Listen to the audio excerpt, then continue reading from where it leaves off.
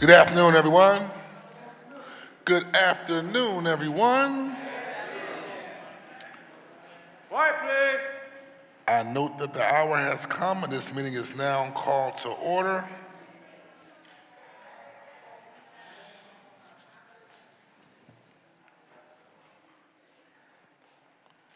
Clerk, will you please call the roll and take attendance? Members that are in attendance will please indicate that you are present when your name is called. Council Lady Amai. Council Lady Bass. Council Lady Brooks.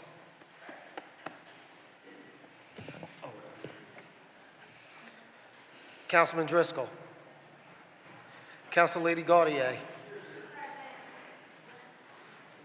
Council Lady Gilmore Richardson. Councilman Harity. Councilman Jones. Council Lady Landau. Council Lady Lozada. Councilman O'Neill. Councilman O'Rourke. Councilman O'Rourke. Councilman Phillips. Councilman Squilla. Councilman Thomas. Councilman Young. Council President Johnson. Present. Thank you very much. A quorum of the committee is present. We also acknowledge the presence of Councilman Rue Landau. This hearing is now called to order. This is the public hearing of the Committee on Law and Government regarding resolution number 241-032. Mr. Christmas, would you please read the title of the resolution? A resolution authorizing City Council's Committee of the Whole to hold a public hearing required pursuant to Chapter 172300 of the Philadelphia Code, entitled Public Hearings Prior to Execution of Labor Agreement Concerning Police Employees Represented by the Fraternal Order of Police, which code chapter requires that the council hold a hearing in connection with the city's contract proposal in anticipation of collective bargaining between the city and the Fraternal Order of Police. Before I call on the clerk to call the first panel, I want to acknowledge the author of the bill, Majority Leader Councilmember Catherine Gilmore Richardson. Thank you. Thank you, Council President, and thank you, colleagues, so much for being here today, and all of you who have joined us for this important hearing. You all know that 4 years ago, we made history in the city of Philadelphia, and on November 18th, 2020, in the middle of a global pandemic, for the first time ever, Philadelphians had the opportunity to have their voices heard around the contract between the city of Philadelphia and our police union. This was only made possible following the passage of my legislation, Bill number 200364, which calls for public hearings in advance of the city's contracting process with our police union. I want to pause to say thank you to our former mayor, Mayor Kinney, and also our Deputy for Labor, Richie Laser, our former Deputy for Labor, Richie Laser, for his leadership in ensuring that we actually had someone from the community, someone who testified at the hearing as a part of the arbitrators panel. And also to our former city solicitor, Diana Cortez, and her entire team, some of whom are still here today. We certainly appreciate their partnership and all of their assistance back in 2020. But we know a lot has changed since then. We now have a new mayor, a new police commissioner, a new head of our police union, in addition to several new members of council who I am so proud to serve with each and every day. I know that we all still share a common goal, and that's to ensure that there is transparency and accountability across all sectors of city government. And this is especially true as it relates to our public safety partners. So I want to take a moment to thank our mayor, Mayor Sherelle Parker, our police commissioner, Commissioner Bethel, President of the FOP, Roosevelt Poplar, whom I'm very deeply appreciative of, and Renee Garcia, our city solicitor, and our public safety director and our current Department of Labor representatives. I thank you all for your continued partnership and for your work. Today we will hear from the Park administration about their public safety priorities and the progress that has been made thus far. However, the overwhelming majority of today's hearing will be focused on hearing directly from Philadelphians. And I want to be very, very clear, as the author of this legislation, that we are here to listen. We're here to listen to what our citizens, our fellow Philadelphians want to see as a part of this process. And today, we will ensure that we hear your feedback and submit that feedback to our administration as they move forward in this process. To everyone who has joined us in person and to those of you who are tuning in from home, please know that today we are reaffirming our commitment that we made to you 4 years ago to center the voices of the community as we work towards making all levels of government work even better for the residents of the greatest city in the world, and that's the city of Philadelphia. Thank you all so much. Thank you, Council President, and thank you, colleagues. Thank you. The chair recognizes Councilmember Curtis Jones. I'm sorry, Mr. President, I'd like to wait until the administration makes their case. Thank you.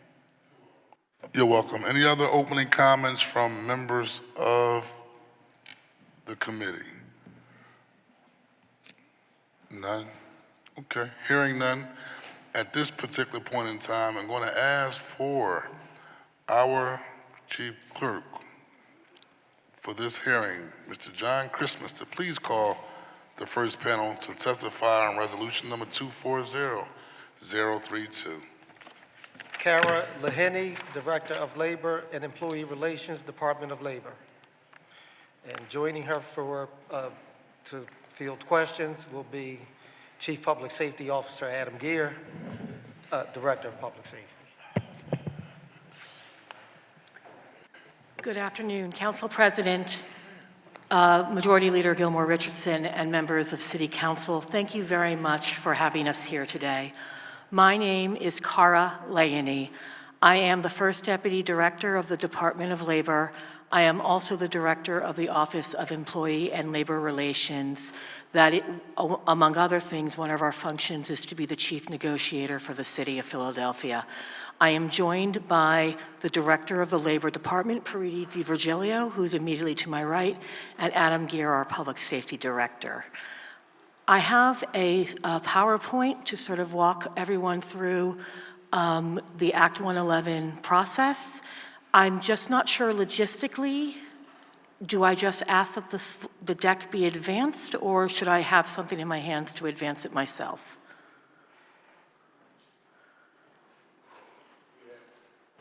We have it. Madam Leader, can you join me up at the podium, please?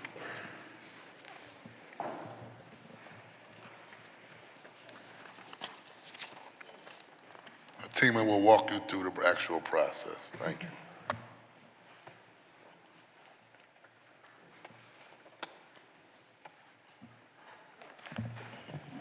Good afternoon. Good afternoon. Wonderful to see you, and thank you for all of your help and for your partnership down through the years, over the last 4 years, really. You've been with us since the beginning, and you've been with us through litigation, so I'm deeply appreciative of all of your hard work and all of your efforts. We do have someone here to advance all of the slides. Thank you. Okay, thank you.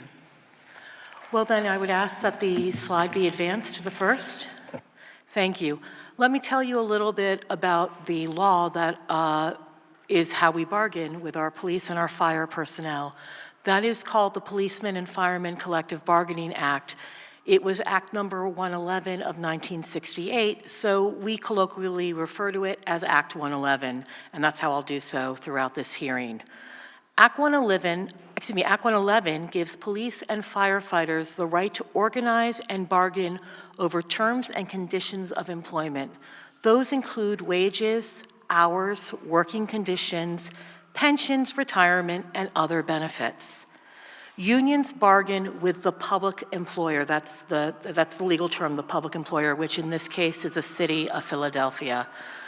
Represented employees are prohibited from striking, which is why instead of what we call bargaining at the table, we have a panel of 3 arbitrators who write the contract for the parties. That is called interest arbitration. I'm sure you have also heard of grievance arbitration. Grievance arbitration occurs when there is a dispute over the terms of an existing contract, and that is usually heard by one arbitrator. Would you advance the slide, please? Thank you. So what's the process for interest arbitration under Act 111? Well, parties are required to exchange their proposals at least 6 months before the start of the fiscal year when the contract ends. So for us, of course, that's since our fiscal year ends on July 31st, we exchange proposals no later than December 31st. Parties then have a minimum of 30 days to bargain before demanding interest arbitration. Once the demand is made, both parties identify issues in dispute to submit to the arbitrators. These issues set the jurisdiction of the panel. Each party selects an arbitrator to represent its interests on the panel. We call these party arbitrators. The party arbitrators jointly select a neutral arbitrator. The neutral must be a Pennsylvania resident. Evidentiary hearings are held and both sides present their issues in dispute to the panel, and ultimately, at the end of the process, the panel issues a final and binding decision. May I ask that you advance the slide? So I mentioned grievance arbitration a little earlier, and I just wanted to talk a little bit about what that is. Grievance arbitration, we usually describe it as 2 types of arbitration, discipline or contract. Discipline arbitration occurs when a grievance is filed in response to a disciplinary action by the city. The burden of proof is on the city to prove that there was just cause to impose discipline. The city must prove all 7 elements of just cause, and one of those elements is whether the penalty is appropriate to the misconduct that has been proven. In contrast, contract arbitration really refers to every other type of arbitration under the contract. Maybe there's a dispute over overtime or a work schedule change or something like that. And in those situations, the union bears the burden of proof to show that there was a violation of the contract. Would you advance the slide, please? So going back to interest arbitration, how do we develop our proposals? Well, as I mentioned before, the city is the bargaining agent by law, and my office, the Office of Employee and Labor Relations, the Department of Labor, is the chief negotiator for the city and acts on behalf of the mayor and her administration. The historical process to developing proposals has been that my office, OELR, works with the city's legal team, gets input from the police department, meets with other key stakeholders. That might be, for example, the Citizens Police Oversight Commission, or CPOC. Before that, it was the Police Advisory Commission. We probably will also be meeting with other departments that may have a role to play, the Office of Human Resources, the Director of Finance, or the Chief Administrative Officer, as examples. Historically, there was some informal input from the public or advocacy organizations, but that typically came about because someone in the mayoral administration might meet, one-on-one or in a small group with particular organizations. If you would advance the slide, please. However, in 2020, on September 20th of 2020, What I call the public hearing ordinance was introduced by Majority Leader Catherine Gilmore Richardson, and it became effective on September 20th. And that ordinance ensures a formal way for the city to receive public feedback in advance of the bargaining with the Fraternal Order of Police Lodge 5, which I will call the FOP throughout. On November 18th, 2020, that public hearing, that very first public hearing was held. It was a virtual hearing because of COVID. On December 30th, the city's proposals were sent to the FOP. We then had a series of interest arbitration hearings between June 21st, 2021 and July 28th of 2021. I just want to note, this doesn't mean we were in interest arbitration every day of those days. The dates sometimes get spread out depending on availability. Ultimately, on September 14th, 2021, the award was issued, and it governed the period of July 1, 2021 through June 30th of 2024. And last year, the Kenney administration entered into a one-year extension of the existing award. So we are now getting ready to bargain a new contract. I should probably mention, when I say we bargain a new contract, every award builds on the previous award. We don't renegotiate every single term of the contract. If the term is working for the parties, it stays in there, and we just bargain about new things. So when I talk about the collective bargaining agreement, I'm really talking about a series of interest arbitration awards going back many years. Would you please advance the slide? I'd like to talk about what we got in 2021, because we got some major disciplinary reforms. That was obviously an interest of significance to the public at large. I remember attending the public hearing. I think it was about 7 hours. We had I don't remember, there were, I think, well over 60 members of the public who testified, and they were resounding in their concerns about the discipline process. So one of the important reforms that we got was a revised disciplinary code. It did, the key points there is that it added some new charges, it revised some charges, and it enhanced penalty ranges and reckoning periods. Now, that may not be, those phrases may not mean a lot to people. A penalty range is connected with progressive discipline. So, for example, you're a little sloppy in your paperwork. We're not going to fire you over that. First offense might be a reprimand to 5 days. Second offense might be 5 days to 10 days. Third offense might be 10 to 15 day suspension. The reckoning period is how long those offenses stay on your record for purposes of progressive discipline. So using that example I gave, your first offense is year one. You commit your first offense, and so you get a reprimand.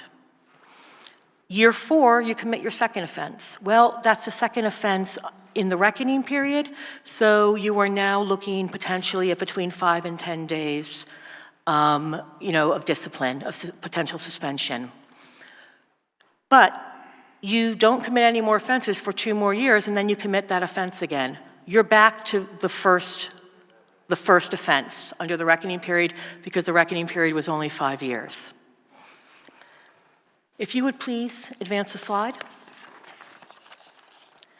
Another set of major reforms that we got concerned the Police Board of Inquiry, which we refer to as PBI. Now, the Police Board of Inquiry essentially has it's part of the police department and has 2 components. There is what we call the unit that issues when internal affairs or say my office, the employee relations unit, substantiates misconduct, the charging unit will look at the allegations that have been sustained, will compare them to the existing disciplinary code, and will choose the code violations that are appropriate for purposes of the offense. That is we call it the charging unit. Separately, the other part of the Police Board of Inquiry is the actual board that hears misconduct cases that the police department brings. So before any discipline is, typically before any discipline is issued, the officer represented by counsel will appear before the panel. Before the 2021 contract, that panel consisted of a peer. Then it consisted of a supervisor and a rank above the supervisor. Now, it was my experience that if you were a police officer and you were facing discipline, you obviously had a police officer as your peer. The supervisor would start at the lieutenant level, not at the sergeant level. So there'd be a lieutenant and there'd be a captain. And obviously, as you go up in rank, you're going to see those ranks change a little on the panel. And I should also mention that the charging unit also was comprised wholly of FOP members, uniformed members of the department. So, another thing that happened at the PBI before 2021 is that a department advocate, the position is called department advocate, essentially think of it like the prosecutor for the police department at the misconduct hearing. That person was also a member of the FOP, a uniformed member, and did not necessarily require legal training. Some of them had it, some didn't. So those were some of the things that, that were in existence before 2021. However, in the 2021 contract, one of the first things, one major change is that the charging unit is now comprised not only of uniformed personnel in that unit, but also of a CPOC representative who was also looking at the same things that the charging unit is, and they're working together to come up with the appropriate charges. Another important reform is that the department is represented by attorneys from the law department at PBI hearings. We have recently staffed that up, and we have some very highly skilled former prosecutors. I think a couple of them were with the DA's office, very highly skilled and experienced attorneys. The PBI panels now, instead of having a peer representative, have a representative from CPOC sitting on them. And then, as I said, the two sworn members who are the supervisor and the rank above that.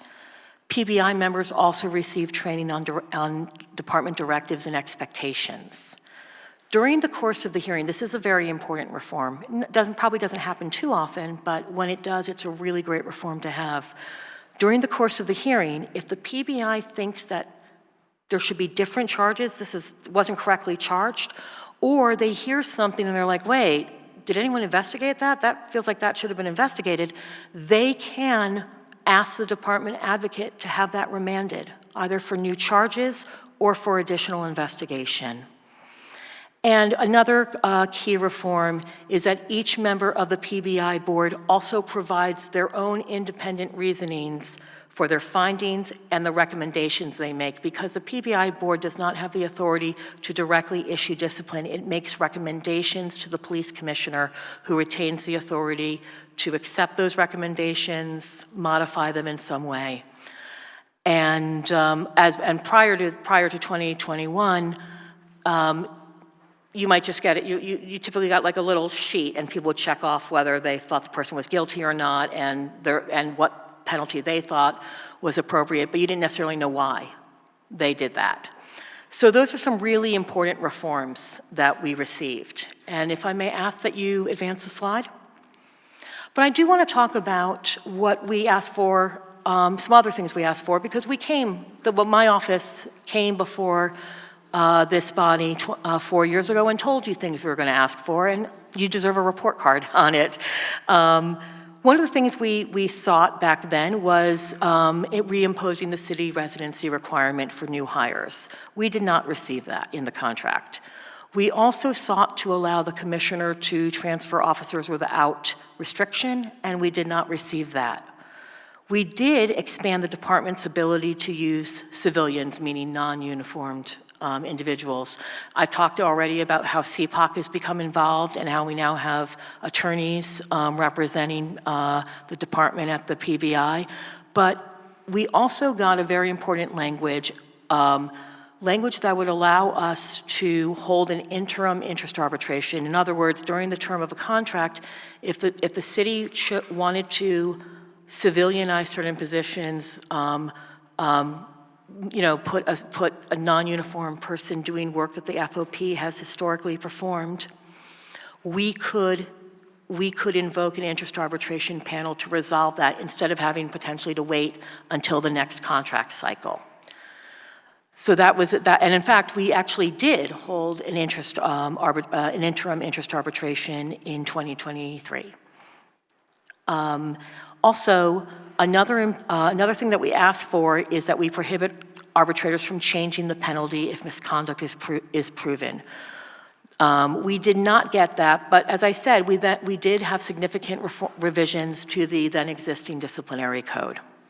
Would you advance the slide, please? In terms of grievance and arbitration, we sought to expand the existing arbitrator pool. Those of you who are in council 4 years ago probably remember there was a lot of interest and questions about who are our arbitrators, what's their diversity, and do they represent, can we say that they represent the city of Philadelphia?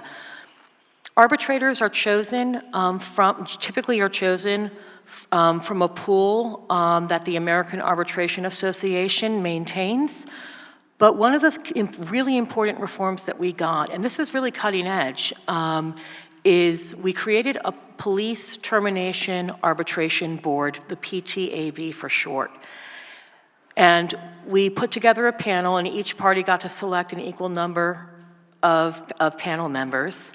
And by contract, at least 40% of those members must come from historically underrepresented groups, people of color, LGBTQ, women. And additionally, and it isn't reflected here on this slide, but this is also very important, we don't have to simply draw from the arbitrator pool of the American Arbitration Association. We put in some standards that we could use non-AAA, AAA arbitrators. They would either need to have a JD or have a certain number of years of experience doing labor relations work, and they would need to do a training that the FOP and the city worked together and presented about our process, a little bit of, so they knew what they were walking into, about the elements of just cause, that sort of thing. And they would also have to agree to abide by the Code of Ethics of the National Arbitrators Academy. Another concession that we sought was to restrict back pay awards. If someone was awarded back pay, the kinds of things could they get their lost overtime, different things like that. We didn't get that. And we also sought to establish evidentiary rules and a scope of the arbitrator's authority further than what's already in the contract. We didn't get that. May I ask that you advance the slide? Thank you. So let's talk about what some of the priorities that the administration has identified so far. Discipline. We are continuing to seek reform in terms of discipline. One of the things we're looking to do is to build on CPOC's successful integration into the police department's disciplinary processes. We're also looking to streamline the discipline process. These things are important because they increase transparency, they enhance accountability, and they foster public trust. In terms of grievance and arbitration, we're going to try to, again, to get additional terms regarding the evidentiary standards and the scope of the arbitrator's authority, and also restricting the back pay awards. Why are we trying for that again? Because it promotes consistency in decision-making, and it ensures that public funds are appropriately expended when there is a back pay award. Would you please advance it? Thank you.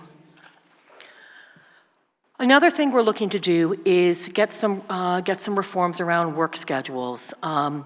We would like to expand the department's ability to make temporary changes to work schedules to allow it to respond to major unforeseen events. It does have some flexibility in the contract. We're looking to expand that. And we also want to increase the department's flexibility to properly staff national security events. We're seeking these because public safety is enhanced when the police department has the flexibility to deploy sufficient police in response to unforeseen events. and it ensures that when Philadelphia is on the national or international stage, as we soon will be again, that we can keep our citizens and our guests safe. We are also seeking some additional civilianization of posts. And again, this allows us to free up police officers to do what they do best, which is police functions. And it also frees up, and it also puts some folks, who might have special training that would be appropriate for that position into that position. So those are what we're looking for. And I've come to the end of our presentation. I just want to say that in addition to those themes, we are very interested in hearing what the public has to say. We want to hear from them. We'll be here throughout to listen to their feedback. Thank you very much. Thank you. Thank you very much for the presentation and for all the information you shared, particularly the timeline and sort of helping us understand why we are here today. I wanted to just start off with a couple of very brief questions before I pass it along to my colleagues.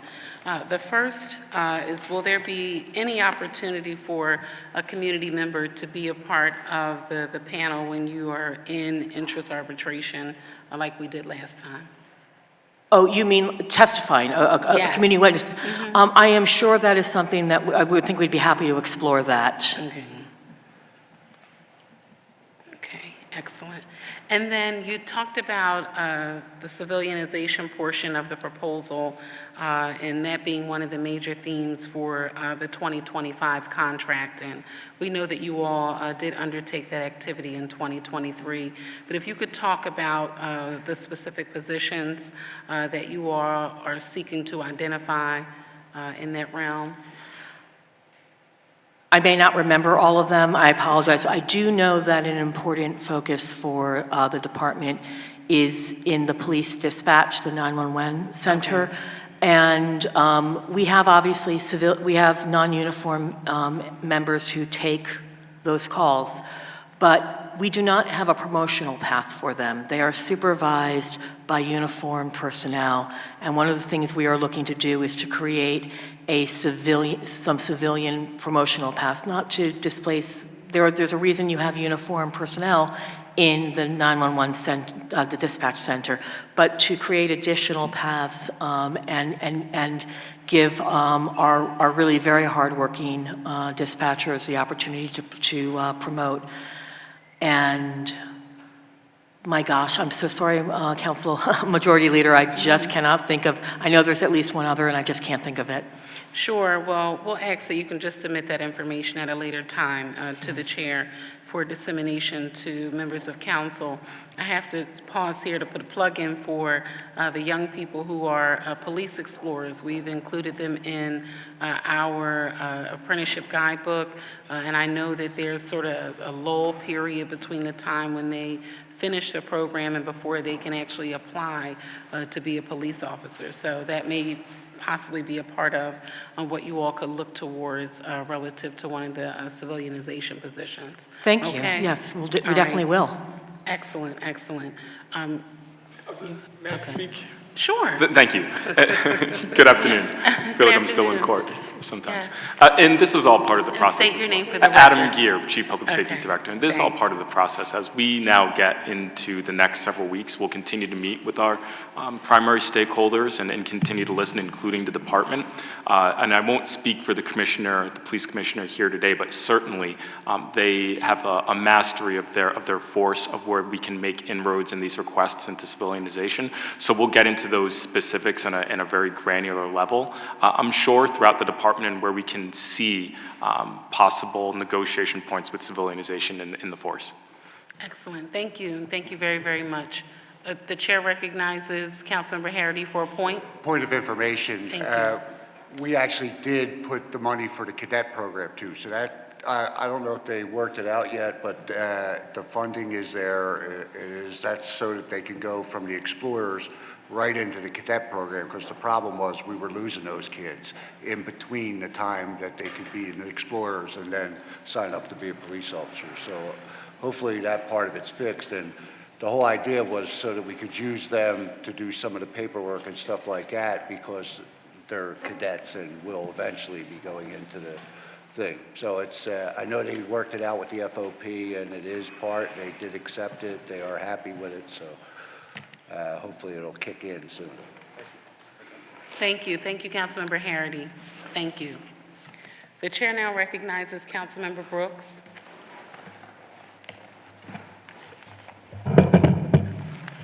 Thank you. I would like to begin by thanking my colleague, Councilmember Gilmore Richardson, for the legislation that made today's hearing possible. I remember in 2020, after the murder of Walter Wallace Jr. in West Philadelphia and the massive uprising across the country in response to the police killings of George Floyd, Breonna Taylor, and many other Black people. Council passed a law requiring the public hearing before the city begins the negotiation on any new police contract. And the police contract is the city's single largest expenditure, accounting about 15% of our budget. And that does not include the millions of dollars that the city pays out every year in settlements to victims of police misconduct. As members of council, we have the responsibility to shed light on police operations and practices and to seek increased transparency and accountability for such a large portion of our annual spending in our city. Sometimes people assume that after the uprisings of 2020, the police came more accountable to the public. And while there have been some reforms, including the establishment of the Citizens Police Oversight Commission, the relationship between the police and communities of color has remained largely unchanged, and the fundamental lack of trust has not changed. The pervasive fear among parents of Black children has not changed, and the collective trauma that we feel when another person of color is killed by police has not changed. So in 2022, Philadelphia police officer shot and killed Eddie Irizarry, and his family is still seeking answers. And just last month, an off-duty police officer shot and killed 54-year-old Robert Jones, and his family is also searching for answers. These killings made the news, but there are countless issues that do not make the news. And without independent investigations, police violence, illegal searches, and sexual assaults can be swept under the rug and out of public view. So Philadelphians, we know this, and we deserve a police force that is accountable to the public and subject to independent investigations. So one of my questions is, over 500,000 voters in 2020 approved the ballot measure to require the Citizens Police Oversight Commissions to conduct independent investigations of police misconduct. And this has not happened because of a provision in the police contract that forbids it. In the current contract negotiation, is the administration bargaining for the CPOC's ability to conduct independent investigations? Yeah, may I, Public Safety Director is going to address the administration's position. I do wish to clarify something, Council Member, and I do appreciate what you're saying, and I know the excellent work that was done by this council and Councilmember Jones in particular in putting together the Police Oversight Commission. But this Pennsylvania law says that there are certain subjects that we have to bargain. They are called mandatory subjects of bargaining. Discipline is a mandatory subject of bargaining. Discipline processes are usually a mandatory subject of bargaining. I say usually because, of course, and I say this as a lawyer myself. I spent 15 years in the law department, labor employment unit before assuming my position on April 1st. Fortunately, the law does not likes ambiguity, or I wouldn't have a job. So you know, I can never say definitively this will never be something we have to bargain, or this is something we always have to bargain. But generally speaking, discipline is a mandatory subject of bargaining, which is why we did bargain in 2021 to get to try to put into effect what is in the CPOC ordinance. And And so the panel said, and they didn't prohibit CPOC completely. What they said is, where something is a mandatory subject of bargaining, if the FOP doesn't agree, we're going to have to bargain it, which is, and I do understand the council members' frustration, and I don't mean to minimize it in any way, but that's just the way things work in a bargaining context. And I will defer now to Director Gear. Thank you. In addition to that, Councilmember, I appreciate your comments, your opening comments very much. As it relates to the position, the good news, right, is that the City of Philadelphia has this very robust piece of legislation that we see, right, and that now we must, obviously the contracting process exists, and so we have a roadmap with the CPOC legislation, and it's our job when these negotiations come up to do what we're doing in this process, talk to our stakeholders, talk to the administration, talk to the police department, see what's achievable, right? See what we can go into the room and work on and negotiate with the other side to get the best contract possible for the citizens of Philadelphia, understanding that that legislation exists. The good news is that, you know, we've been a part of this process now. We've been working on it for a couple of months, and I feel real good about the relationships that we've formed with the Civilian Police Oversight Commission. We've met several times with their leadership, with the police department. We've met with community stakeholders, right? So I feel very good about understanding their position and understanding their very real want. And they're gonna get up here and they're gonna tell you that they want that exact same thing. We have to be clear-eyed. We have to understand that there will be challenges with that position. Our overall goal is to continue to work with the Civilian Police Oversight Commission, understanding what the citizens want and what their expectation is, and align that with our priorities as an administration and the police's, and make the inroads where we can in important ways. Okay, so just for clarity, is the ability to conduct the investigation on the table as part of the negotiations? The independent investigation is a conversation that is going to be a difficult conversation. I'm not going to sit up here and tell you otherwise. The independent investigation portion of the legislation has many complications, and they are far-reaching. And just to give you an example, when there's an independent investigation, there's chain of custody issues that come up in terms of evidence collection. There's duplicative statements that might be taken by two different parties that complicates potentially an eventual trial. There are many, many complications, and again, I want to be as frank as possible. It's going to be difficult to achieve. So where we're starting with, I think, as an administration is taking a step back. We have experts on our panel. One of the employees in my office who's taking notes today is a former CPOC executive director. So we understand the lay of the land, so to speak. I hope I'm being clear that we will work with CPOC to make these inroads where we can in important ways. I also want to be very clear that independent investigations is a steep hill. Thank you. I got the answer at the end. So in the past 2 years, police misconduct lawsuits have cost the taxpayers around $60 million. That is the salary of about 1,000 teachers. How much do you anticipate police misconduct lawsuits costing the city in the next year? I'm sorry, Councilmember. I would have to defer that question to the law department. Because we would look at probably the historical data to try to project forward. We can get back to you with that information. So this is a request for information. Can you get it back to the chair of this committee to us? Yes. Please? Thank you. So our schools are facing closures. SEPTA is planning fare increases and service cuts, and we're in the midst of a housing crisis. Do you think that our city can afford any of these misconduct lawsuits?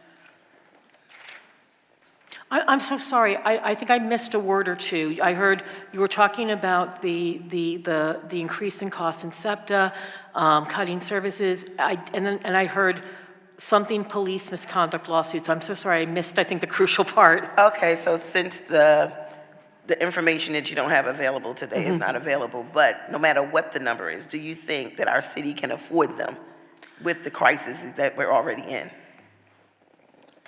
I mean, I think clearly we are trying to limit liability, and I we will be able to respond with the law department if there's any additional inquiries as it relates to that. But our responsibility is to make sure that we have a police department that is there's no misuse or abuse of authority, and the mayor says this every single time, right? She speaks at a police recruit graduation. We are not running away from the fact that we support our police department. They're doing an incredible job. They've changed their posture with this community policing model under the mayor. In the same breath, we are not going to tolerate any misuse or abuse of their authority, right? If there happens to be a subsequent lawsuit, no, we never want to pay more money out. Obviously, our preference would be for that money to be going to other services for the city. And just for clarity, I was not saying that the police department is not doing a good job.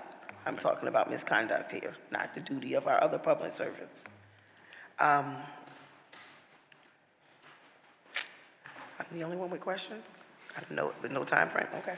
So, for years, we've seen alarming stories about police officers who portray the public trust, who are then fired by PPD, but later get their jobs back through the grievance arbitration process. So nationally, 25% of police firings are overturned, but in Philadelphia, it's at 70%. So this is for Ms. Lahini. When you worked at the law department, you likely saw many of these cases when you represented the city in grievance arbitration proceedings. What issue has the city experienced with the grievance arbitration system that may be addressed through interest arbitration? Well, we are, as I mentioned, sometimes what can be a challenge is that arbitrators may apply different burdens of proof. The standard burden of proof to be applied in arbitration is typically preponderance of the evidence, but some arbitrators will say, well, in a discharge case, you have to prove it beyond a reasonable doubt, or by clear and convincing evidence. These are higher standards, higher burdens. These evidentiary burdens are not uniformly applied. It's not that every discharge case has to be proven beyond a reasonable doubt. But some arbitrators may apply it. You may not always know. If you're lucky, they tell you, and then you know that, as an advocate, what you want to try to do to strengthen the case. So that's one of the things we're seeking here.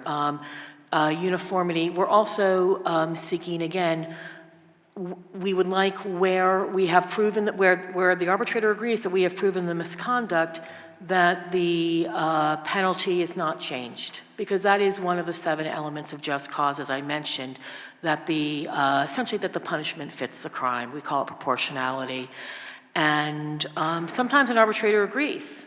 We proved exactly what we said we were going to prove, but the arbitrator decides, for a variety of reasons, and I'm not minimizing those reasons. An arbitrator might be looking at the full, the police officer's full history, or they may feel that the officer showed remorse in the hearing, and so they lessen the penalty. It happens.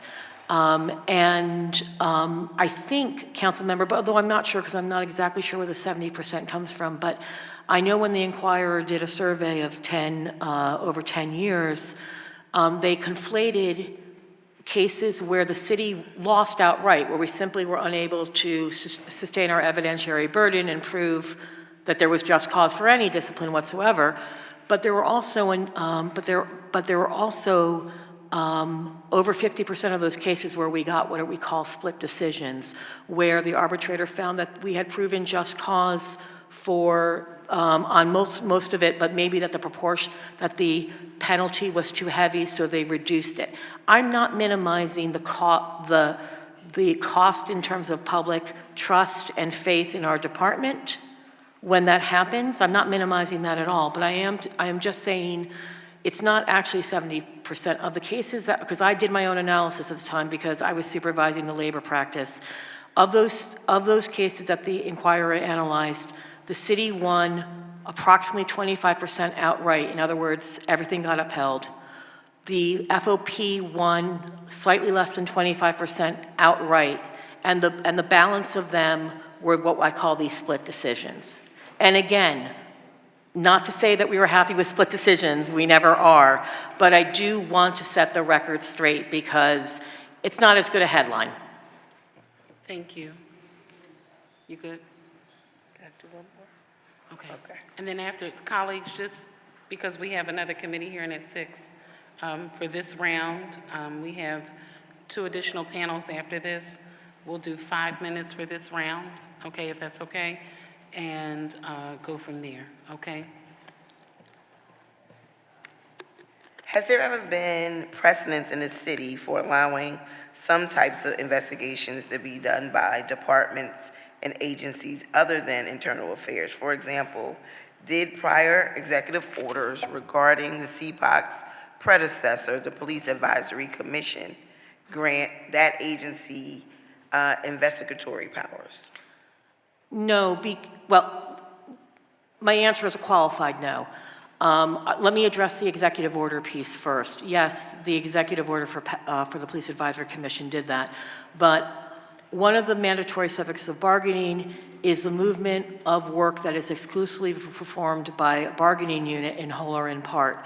So even though the executive order said PAC should do certain investigations, Internal Affairs, which is staffed by FOP members, does those investigations. We would have had to bargain that. Just doing it by executive order is not, it's insufficient under the law.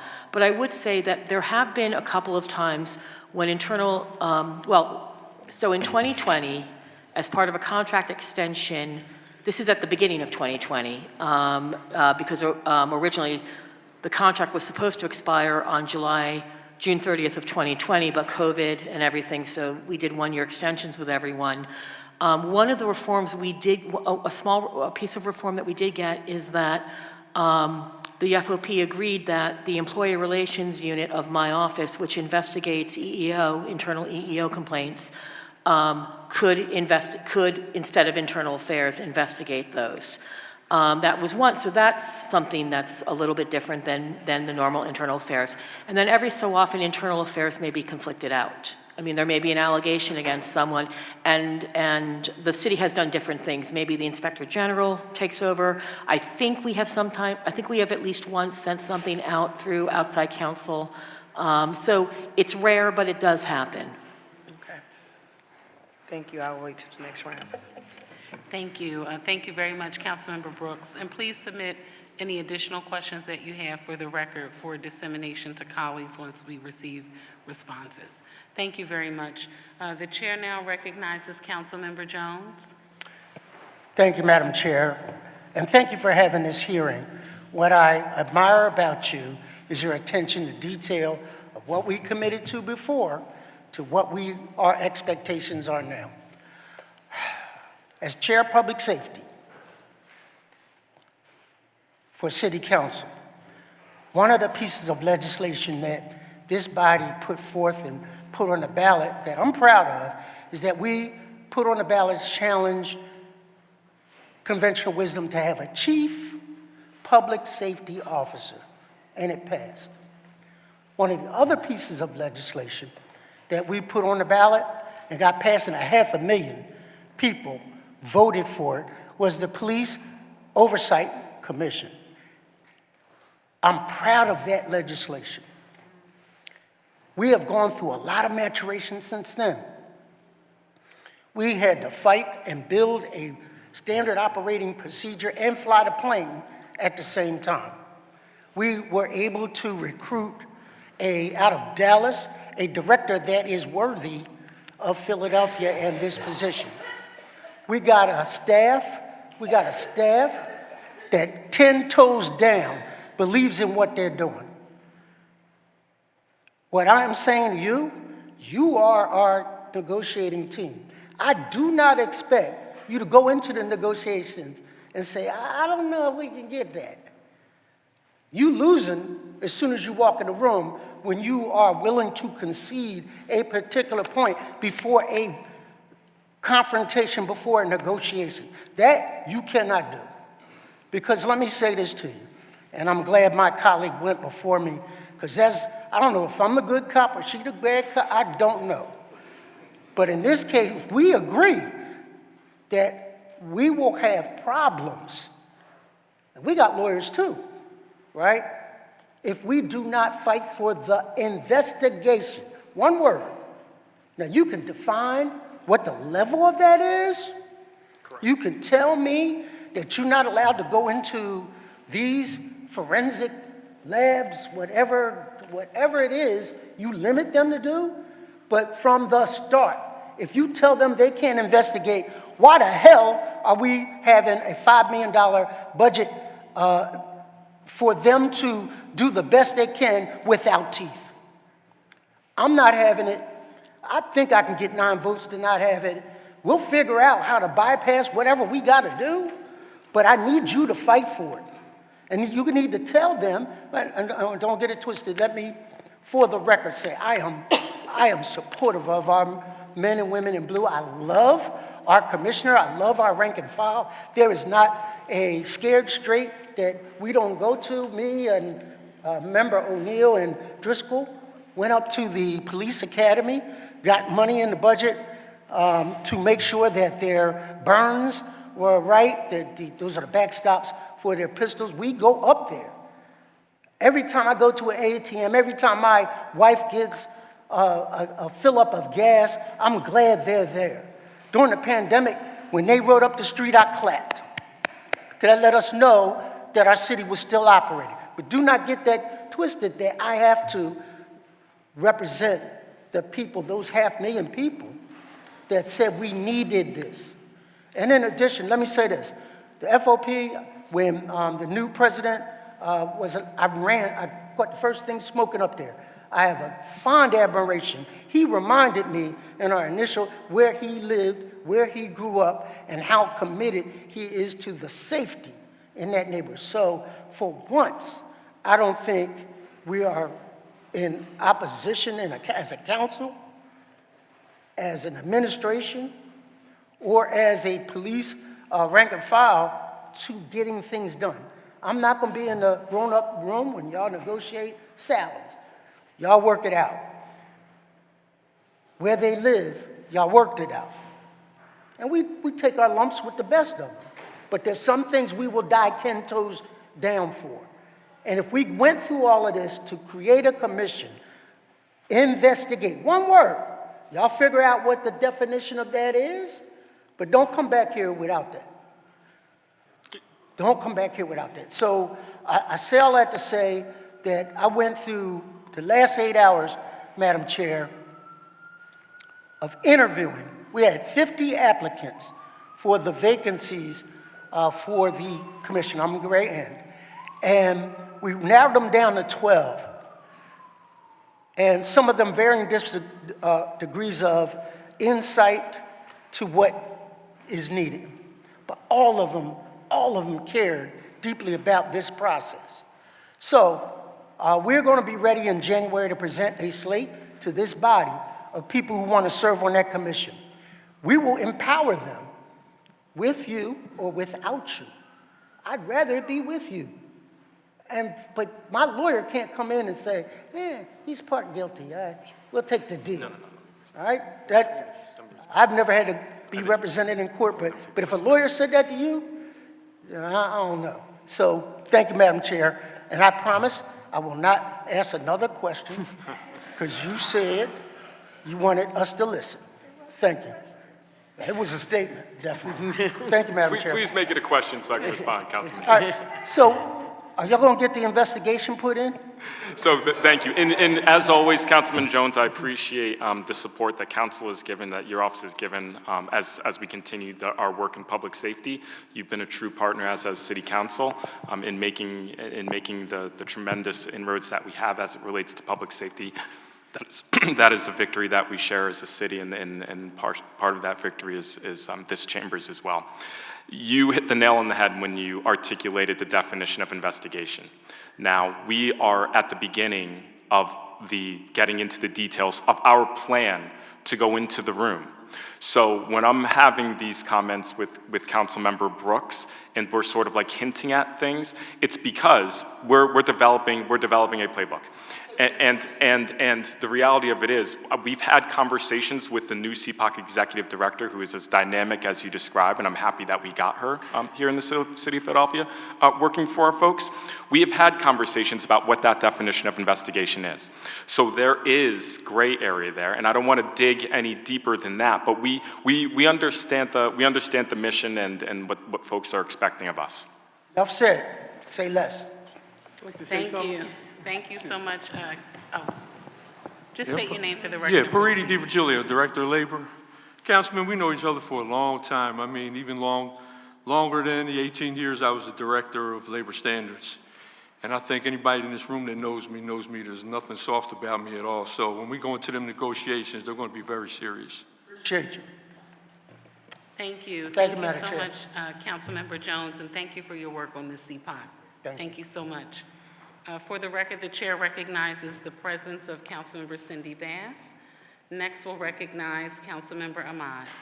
Thank you, Madam Chair, and thank you for all the work you have done, Majority Leader, in getting us this far. This is, I know, as someone as new to council, I'm really happy to see how much effort has gone into accountability.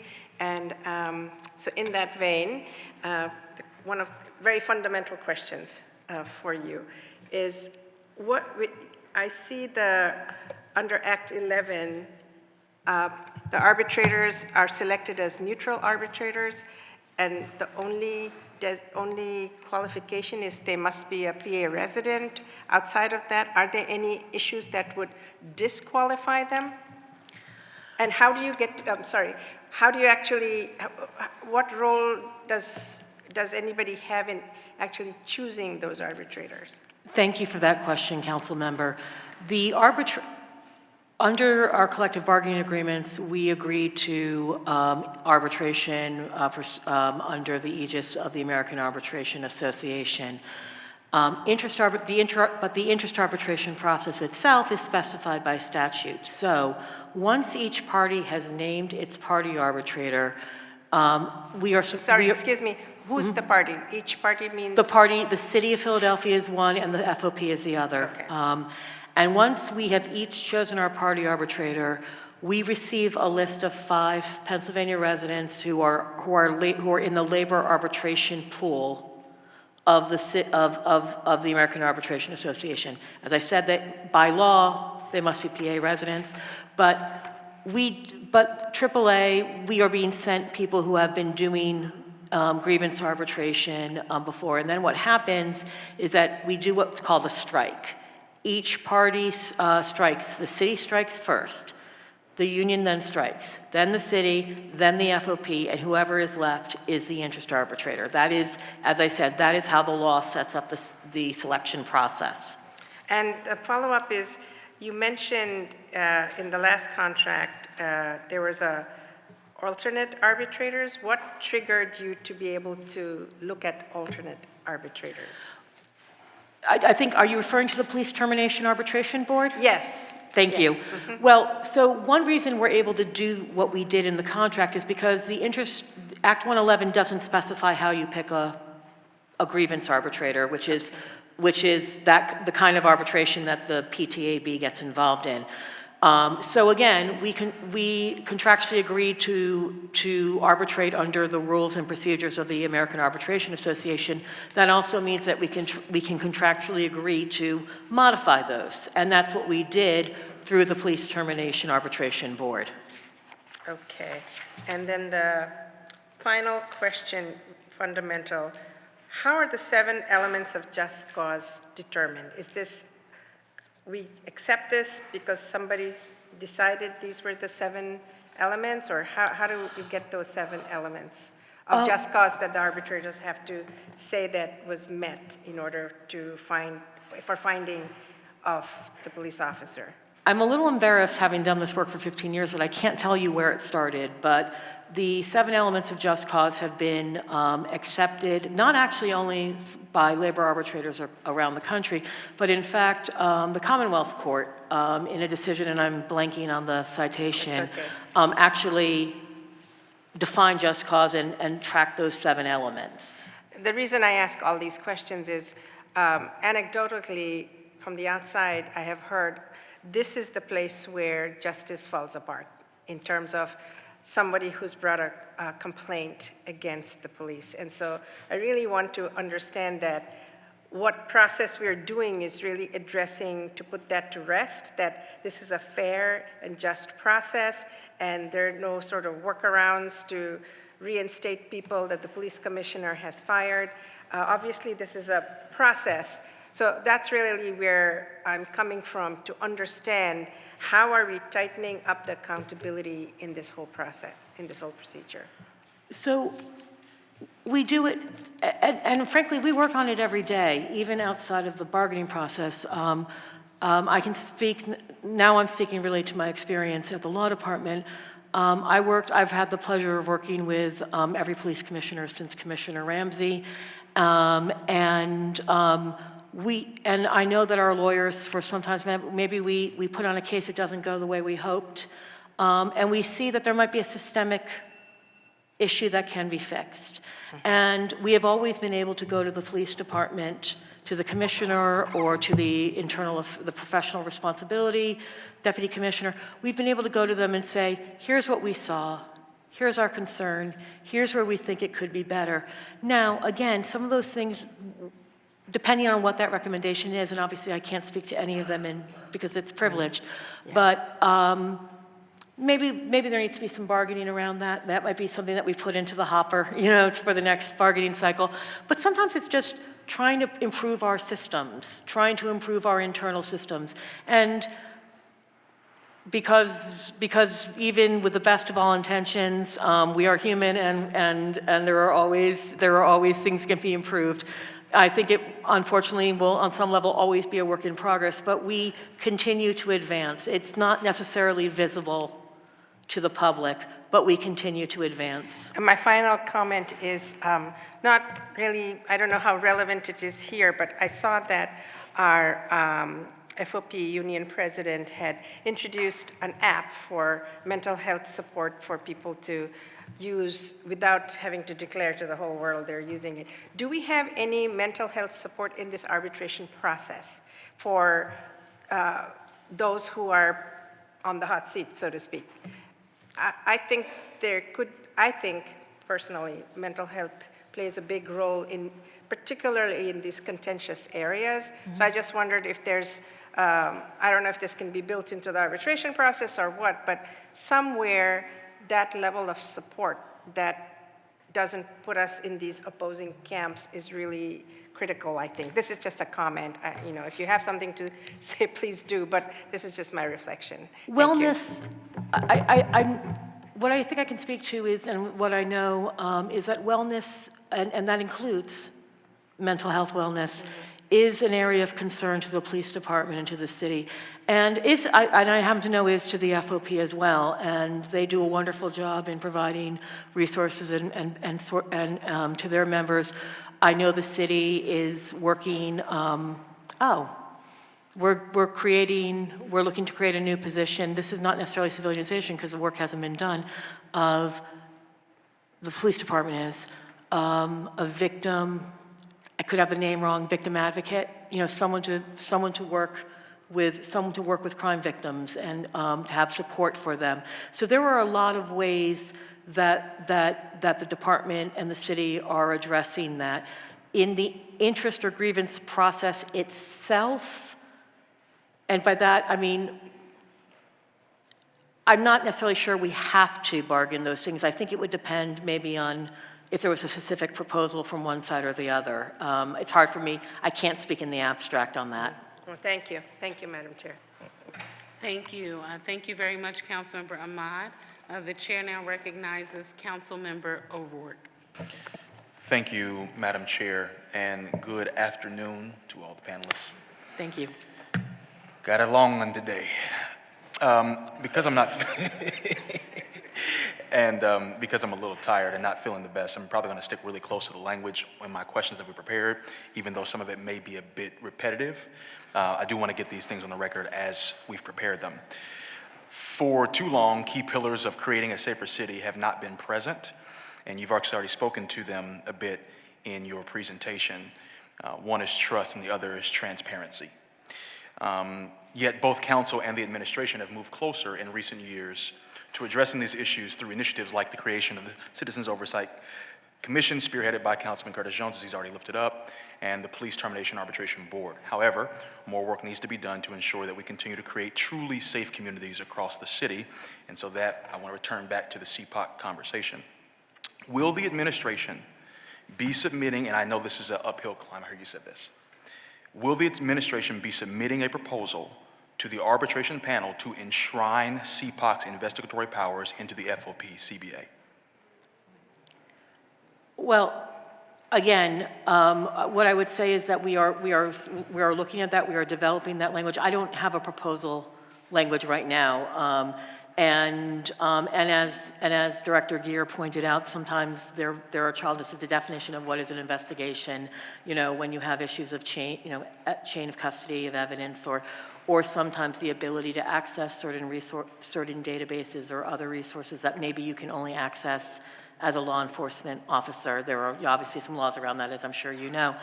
But you know, I think, you know, consistent with what Director Geer has said, we are we are working with CPOC. We've met with them. You know, I've met with them. We're with Executive Director McCleary. We're looking forward to talking with them some more, and to try to realize the vision of the CPOC legislation. My understanding is that if the administration does not submit a proposal, then CPOC will have no chance, really, at investigatory powers until the next bargaining cycle in 3 years. That's at least 3 more years where we prohibit CPOC from fulfilling the mandate that council and voters have asked for independent investigations into misconduct. Seems like this is the case, but why does the administration find it unnecessary to pursue more rigorously this vital reform with such broad-based support? Well, I don't think any of us up here have expressed that it's unnecessary, nor am I sure that we can judge the rigorousness of our proposal when we are still developing it. So I hear what you're saying, Council Member. I've heard Council Member Jones. I've heard Council Member Brooks. I've heard. Sure. I hear you. We all hear you. We don't disagree, and we are going to work very closely with CPOC, and we're going to work hard to try to realize the vision. But at this time, I can't accept the characterization that we see it as unnecessary or that we're not willing to be rigorous. All right. Philadelphia police officer Ryan Pownell, who was fired for shooting David Jones in the back and killing him, had murder charges submitted against him dismissed on a procedural technicality. In April, we learned that he'll be reinstated. In making that decision, arbitrator David Riley disagreed with the recommendations of the Use of Force Review Board, as well as the current and former police commissioner. Is there a standard that all arbitrators must follow in making their decisions? It sounds like there were a couple of different standards. Well, all arbitrators are supposed to apply the elements of just cause. So, and they typically do, but it is, when I say typically do, I can't think of an arbitrator who hasn't applied the elements of just cause. But what I would say is, again, evidentiary standards, the evidentiary burden of proof might be different from arbitrator to arbitrator. I addressed that earlier. And, you know, I think, and by the way, I will say this because I'm not here to knock arbitrators. Arbitrators are like judges or anyone else. You know, there are interpretations of the law and of standards, and they might look at, one arbitrator might look at one element of that just cause and think of it slightly differently than the next. And that is, and so yes, broadly speaking, they are to apply those standards, but there is obviously human variation. There's the variation, and do those variations create challenges for the city? I hear the bell.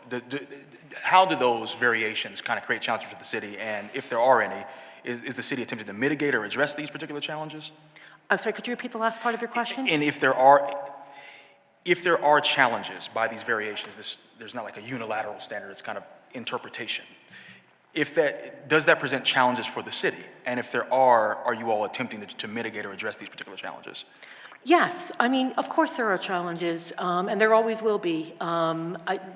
there would be if we were defending a case in court, or, but as I mentioned, I think in response to Councilmember Ahmad, one of the things that the law department has always done, and I anticipate it's going to continue to do because I know those lawyers, we look at the result. How did it work out? What didn't work? What could we be doing better? We talk with our client, whether it's the police department or if it was a different department for a different issue, and we try to, where we can, sometimes it's just a peculiarity of the case.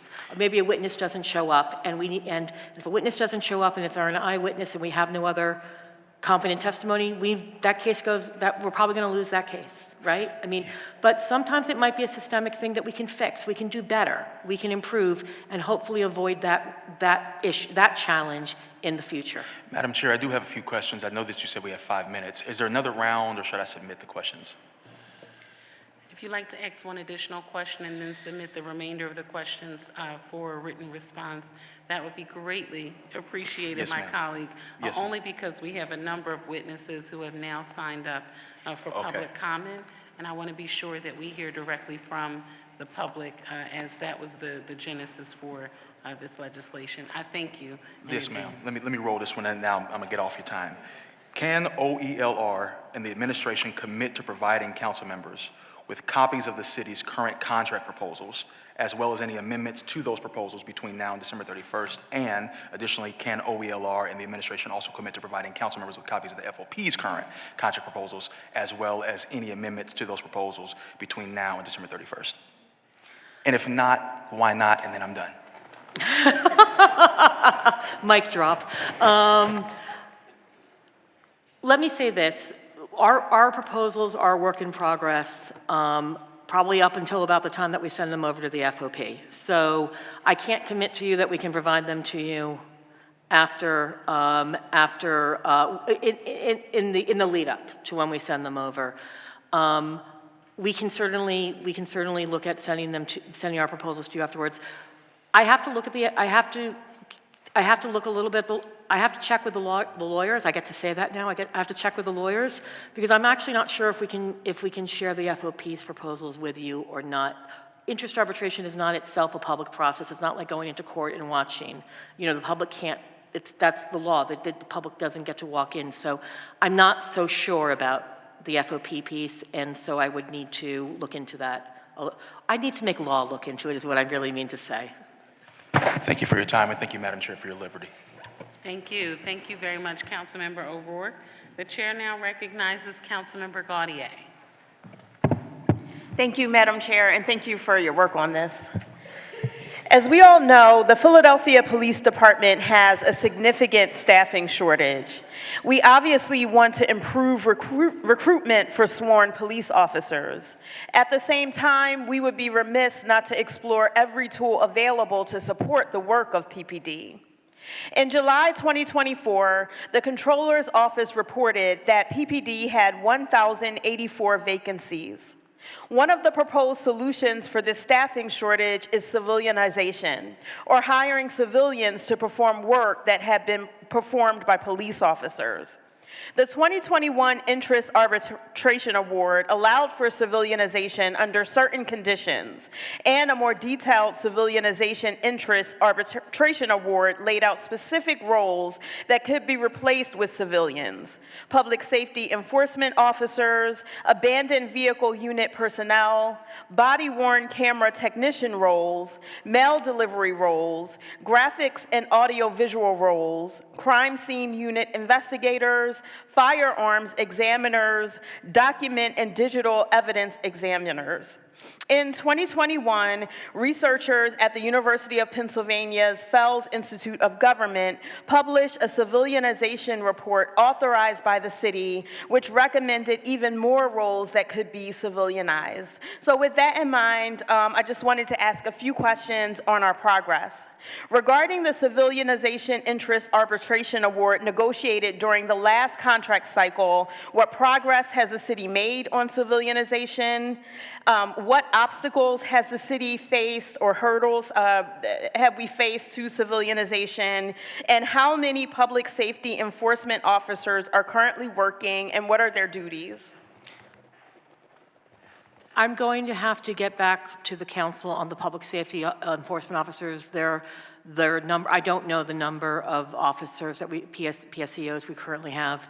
And I think their duties vary. I know that they're doing work on I'm so sorry, I'm blanking on what we call them, but basically high traffic corridors. But I know that they were also assisting with, removal of abandoned cars and things like that. So I'm not, I need to check with the police department and find out what the current duties are. Several of the civilization pieces we got in 2023 were very quick. We were able to implement them almost immediately.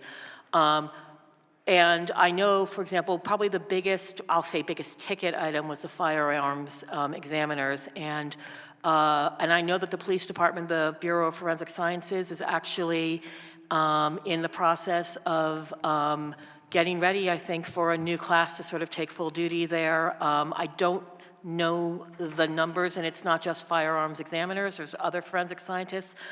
We can get you that information, but there has definitely been, none of that has been held up, except perhaps by the challenge that so many people are having in terms of hiring people.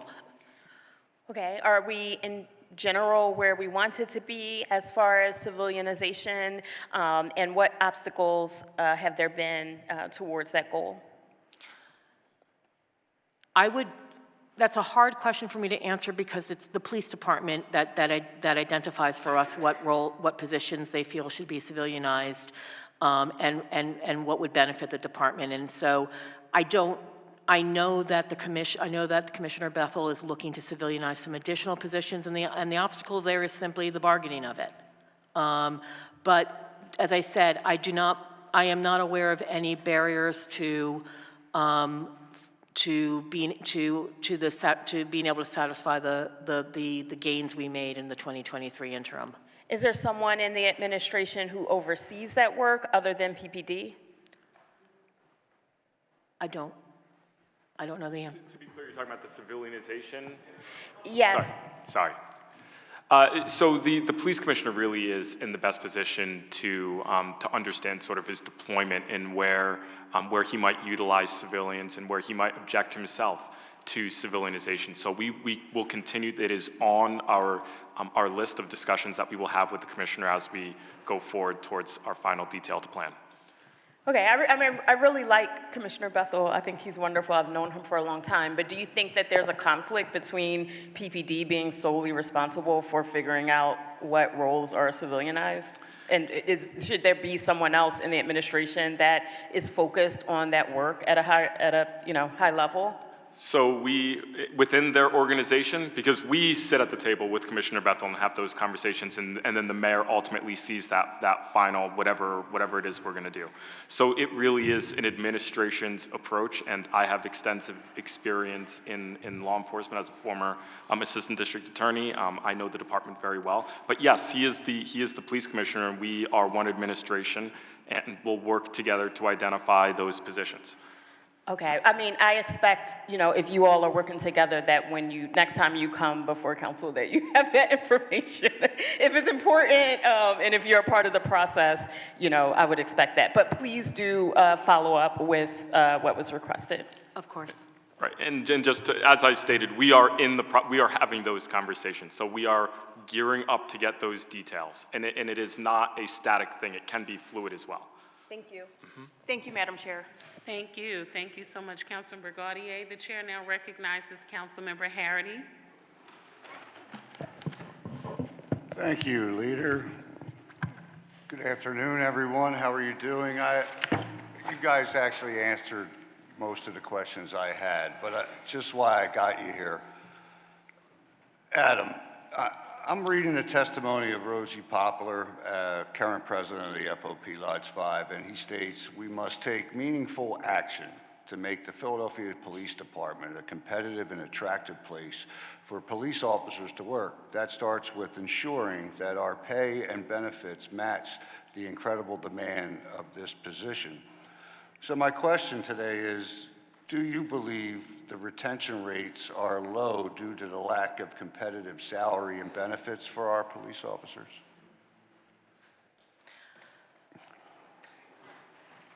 I think in this, we will respectfully disagree with President Poplar. He is doing his job, trying to get the best for his members, and I respect him for that.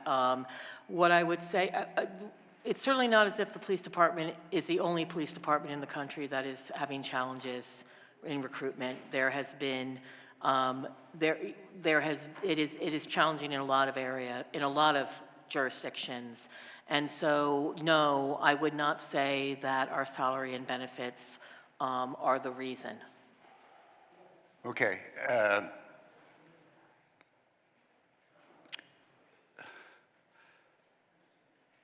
Have you compared our salaries here for our police with comparable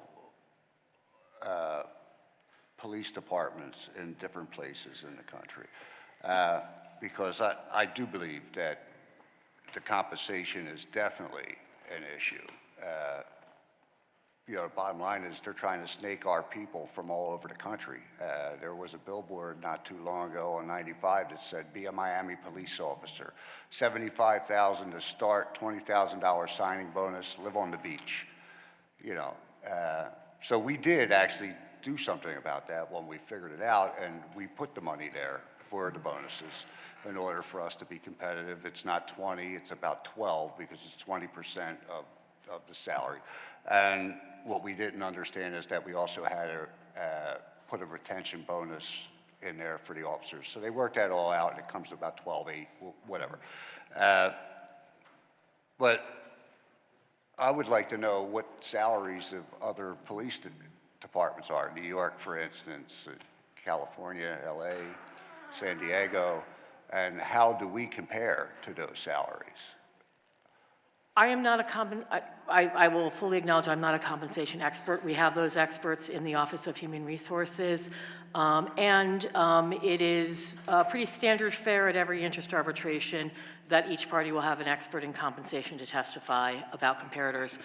One of the important things, council member, is what is our comparator? The tax base of New York City, of Miami, of San Diego is very different. Okay, how about Delaware County then, where they're paying $100 and something thousand an officer? I'm sorry, which county? Delaware County. For instance, that's close, same kind of tax bracket. You know, I get New York, it's cost of living, whatever. But the bottom line is our officers are paid bupkis compared to other police departments. That's all I was asking and you're saying that you disagree that the salary isn't the problem, but from my own conversations, not only with officers who are working now, but also with people who were thinking about becoming officers who then turned around and instead of applying to Philly, applied to Montco and Bucks and Delco because they're literally paying $40,000 or so more than we are.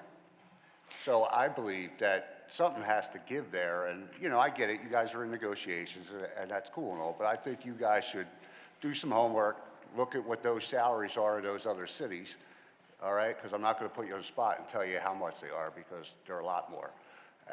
But, you know, homework, this is coming up quick, and I'm sure that's going to be a sticking point, salary. Absolutely, absolutely, sir. And since I'm doing it and while I'm here, I might as well mention that we should also be looking at their pension plan because there's no reason for an officer to stay after 25 years when all they can get to is 65%. There's no reason for them to stay after they get their time because at that point they're losing money for staying.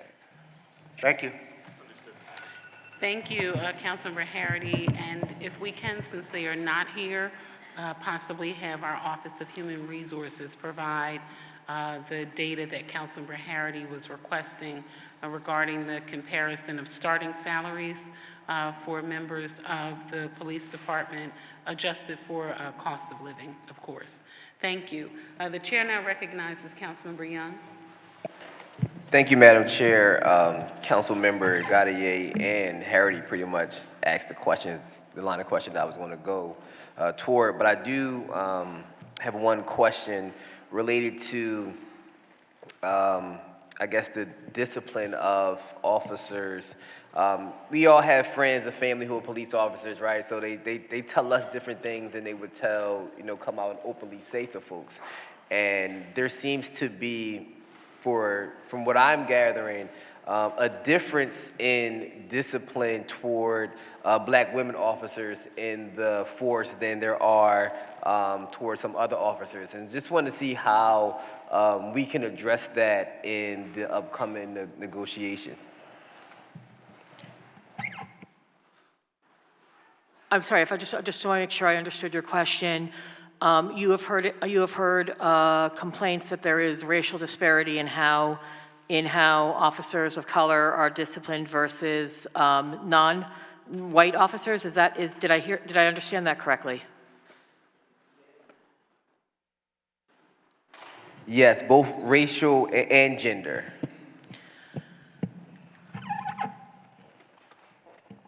We certainly hear those complaints, but one of the elements of just cause is equal treatment.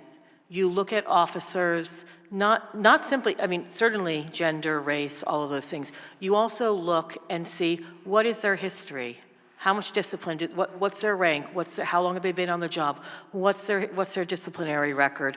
And that does create differences because you are not going to treat an officer who has a clean disciplinary record of 25 years similarly to an officer who's been on the job for a year and has maybe already incurred some discipline. And it may be that those individuals are also of different races or genders, but that is not ever been my experience as that the demographics are the driving factor. It is generally about who these officers are, what their histories are, what the level of discipline is, and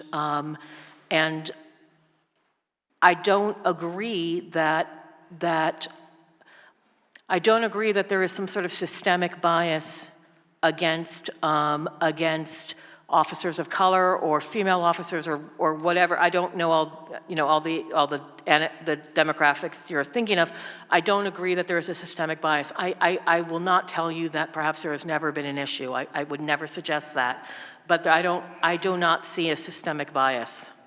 So who, I guess internally, who follows up with, and it's another question essentially, along the same lines where there is complaints filed by those black women officers are often not followed up on as often or severely as some other complaints, right, that are being made by other officers. And so how does this agreement, or how will the city address that in this upcoming negotiations? So I think one of the things we did, and correct me if I'm wrong, Karen, I know you will, is that improvement we got in the last cycle where we had the person from CPOC in the PBI hearing. So that process was civil. We added a member of CPOC to that process. Let me take one giant step back though and say that there have been a lot of studies, right, that might suggest, and some of them come from the education world, that some of our young black and brown folks are disciplined harder and at higher rates than their non-color classmates. Point is taken. Taking another giant step back, it is something that this administration and I am personally, especially coming from my world as an inspector general, critically attuned to. And I've heard you, and this is something that I've heard in the past, and there'll be more than just this avenue and this negotiation to deal with those types of concerns. And I know that we have a commissioner who's committed to the same thing. Thank you. Thank you, Councilmember Young. The chair now recognizes Councilmember Thomas. Good afternoon, colleague. I commend you for the great work you're doing. I would commend you a little longer, but I got limited time. I do appreciate the work that you all do, especially outside of this space. But I think for today's conversation, and specifically listening to the responses to some of the questions that members are asking, I'm really disappointed in the responses that I'm hearing to the questions that members are asking. When you talk about some of the responses around the oversight board, the lack of willingness to be aggressive is extremely disappointing. Listening to the response around public safety officers, not knowing those numbers, that's definitely disappointing. Your perspective on arbiters, we'll get to that a little bit later, is disappointing. But then to sit here and say that there's no systemic bias in the police department, I believe that's a little bit out of touch. That's disingenuous to sit here and say that there's no systemic bias, especially against women. I don't know many things in the world that don't have systemic bias against women, and I'm not a woman. So for that to be said on the record in this hearing with a woman who actually is leading the conversation by a woman, that's alarming. That's disappointing. Let me move on though, because that wasn't a part of my questions. So the administration has communicated an appetite to do something around a uniformity clause to help with some of the tax issues and economic issues that we have in the city. I think that's a great idea.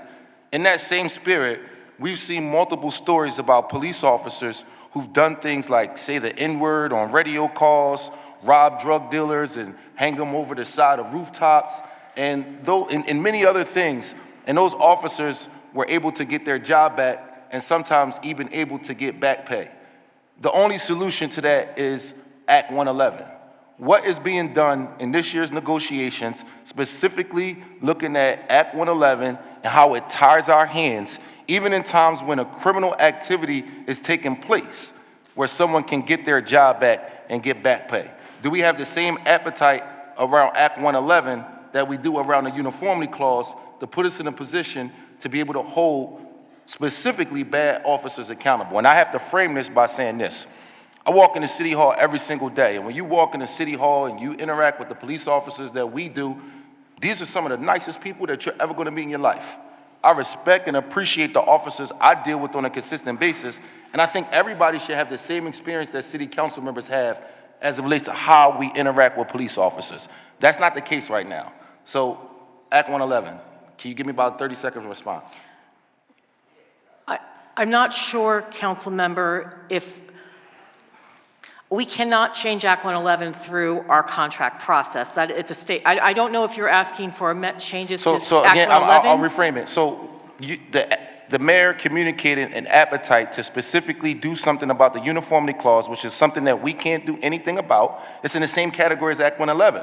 So what I'm asking is the same appetite that we have around the uniformity clause, which we cannot do anything about. Do we have that same appetite around Act 111? Because the time to do something about it is right now while you're going through contract negotiations. It's a simple yes or no. Either yes, we have the appetite, or no, we necessarily don't. So let me yes is the short answer, because there's broader advocacy than this. I believe that gun preemption and the state preemption law falls into this category of advocacy work that we must continue to do, and I believe that it is timely that we do that work, yes. All right, so you plan on working in collaboration with members of City Council to work with our state partners to see what we can do to be able to address Act 111, so when some of these egregious situations take place, we can actually fire people who deserve to lose their job?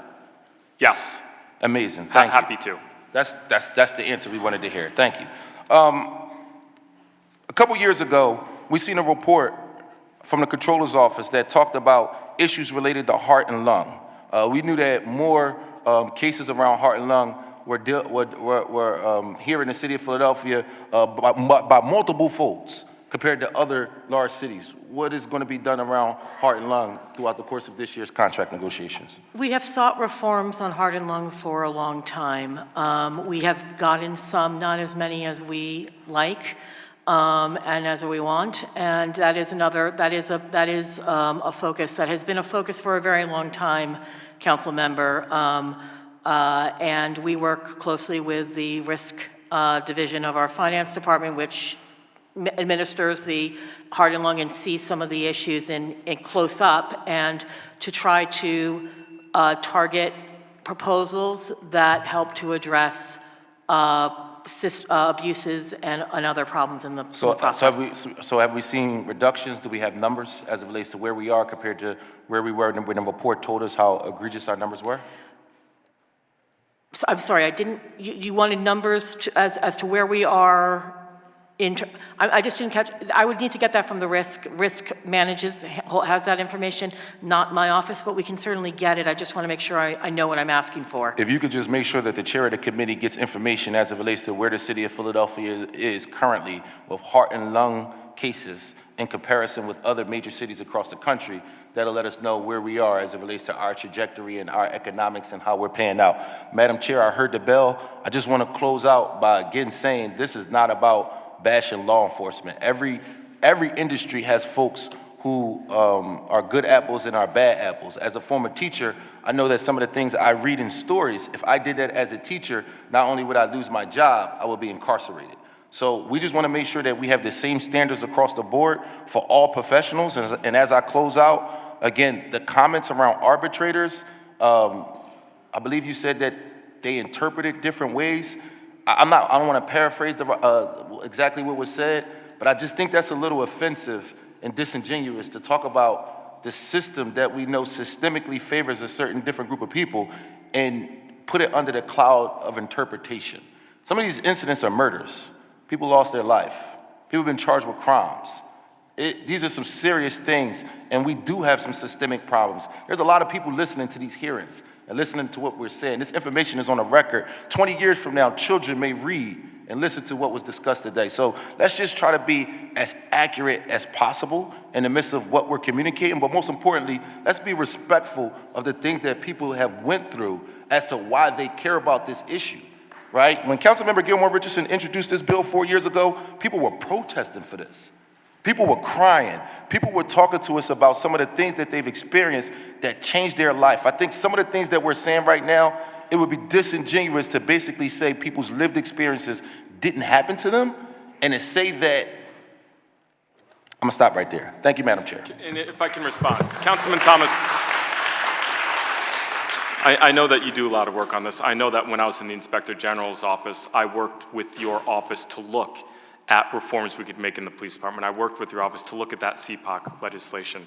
Some of your concerns, right? We have had conversations about in share, and I won't respond to everything you said because there was a lot there. What I will respond to, that I want to be clear about this, that it is tragically and it is plainly clear that there are systemic biases throughout many of our institutions, if not all here in the United States of America. So I just want to say that that is the statement that I'm making, and it is plainly true. We have to do better. We will do better. We have leadership in this city that understands these issues, and we will continue to work towards those issues. But we share these concerns, and it's not as if we take any other perspective other than the fact that it is a horrendous thing when there are those biases and when they present themselves, especially when we have, in the case that was brought up by Councilmember Young, African-American women who make that decision, right, that very difficult decision to take a public role in law enforcement and then might get treated differently within as it relates to their discipline. We just show me the case, and I will, with the commissioner, make sure that we do everything in our power to right those wrongs. I'm gonna close out by saying this. Adam, we're gonna do this dance for some time, right? Please don't make me be the angry black man for you to have to say that, right? I think that what you just said is important, but it should be, that's how you guys should lead with the conversation. You know, so when we talk about police, we all get so afraid to be critical. You know, this city council voted to give police officers a raise 3 years in a row. 3 years in a row. It's okay. We're critical of our teachers. People are critical of us. We're critical of the mayor. Nobody's above criticism. They can be criticized, and after we criticize each other, we can give each other a hug and say it's gonna be okay. No one is above that, so please don't make me and other members be the angry members before you are able to say with all honesty, this is the problem, and this is what we're willing to do. Madam Chair, I do apologize. Thank you for a little bit of lenience on that. Well, that was my first opportunity to say it in a context that was relevant, and I'll say that anytime you want me to say that, brother. I'll say that anytime you want me to say that. When you want me to lead with that, I will lead with that. We will be doing this for a long time, and I'm happy to. This is the chamber, and this is how it looks when we're trying to make progress. Chair recognizes Councilmember Bass. Thank you. I just really wanted to follow up on my colleague's statement to say that And I appreciate his sentiment 1,000%. I just wanted to say that, Adam, Mr. Greer, for your response is one of likely lived experience, but the original statement that there was not this systemic bias that exists didn't come from Adam. And so I think that just sort of redirecting the conversation from the original source, Adam has, I'm assuming, had the experience that we've all had as people of color, and but not that as a woman, but still as a person of color, the biases that exist. And so I think that the original conversation didn't originate there. I appreciate him sort of coming to the rescue, so to speak, and addressing the matter. But I think when you have someone who sits high and has decision-making authority, it is troubling to me as well that there would be no recognition of the biases that we face every single day, or no experience with it. Maybe that's what it is, but nonetheless, it's still very troubling. Thank you, Madam Chair. May I respond? Thank you, Councilmember Bass. Please respond. Thank you. I hear you, and I did not speak well. I understood from what I heard of Councilmember Young's question, and I may very well, and I think I misinterpreted, and I certainly blew my response, is that is the department deliberately disciplining people of color or women differently from others?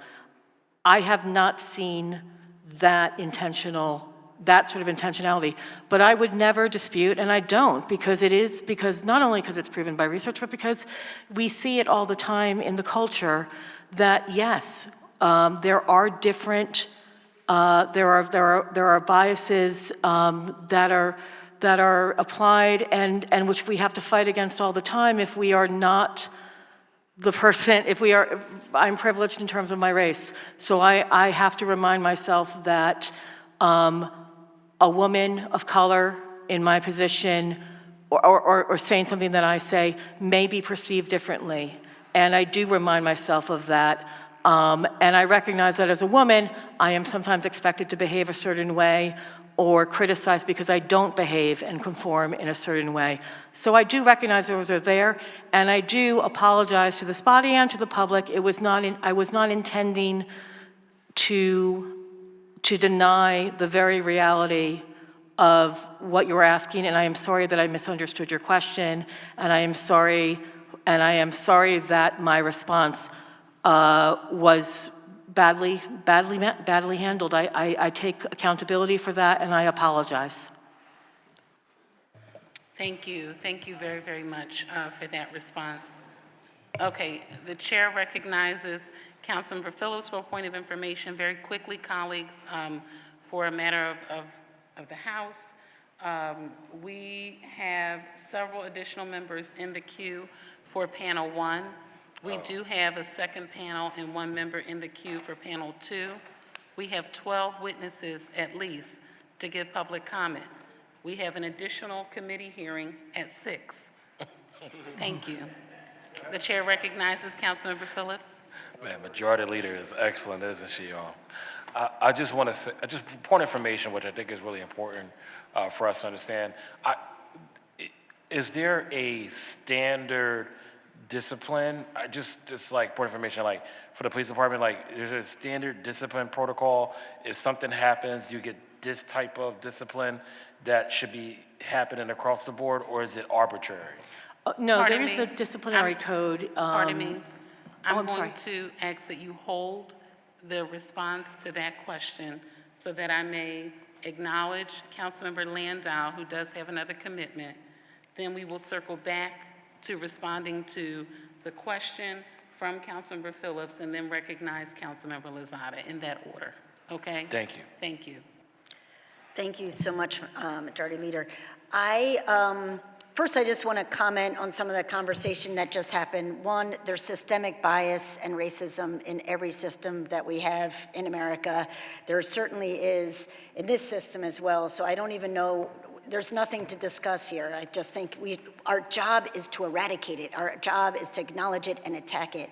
But I also want to note that it's my impression that my colleagues was also commenting on the bias in the arbitration awards themselves. So I wanted to say that, just to go back for everybody's, to lay a foundation again, that there's a section of the Police Termination Arbitration Board, it's a group of no fewer than 10 arbitrators, but that says that one of the requirements is that at least 40% of the PTAB will be people who identify as women, people of color, members of the LGBTQ community, and other represented communities. What is the current makeup of the PTAB?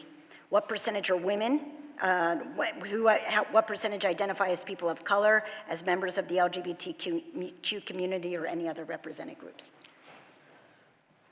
I'm sorry, we recently added some people, and so I'm just tallying it up in my head. Okay.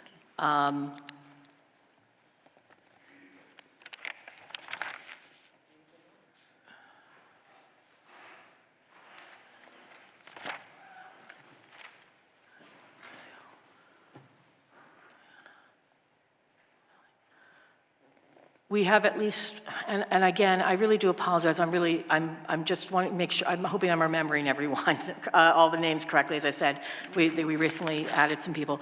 We have 4 individuals of color. We have 3 women. I am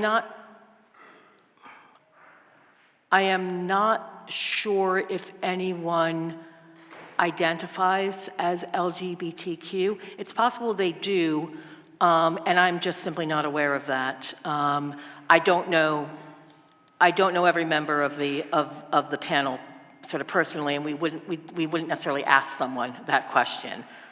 Okay. It does help with diversity and inclusion when you do ask in order to intentionally make a diverse panel. Out of the 7 you discussed, 4 people of color and 3 women, are any of them in dual categories, like an African-American female, where it would seem that that person would be double counted in these numbers? Yes, yes. Okay, so now we have to go back and do the numbers again. So there's a panel of 10, and out of the 10, how many identify as women? 3.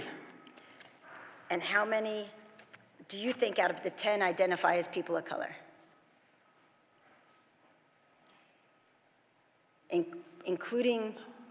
I believe it's 4. It's and 4. That includes 2 women, and that includes 2 women. That's what I was trying to get at, okay.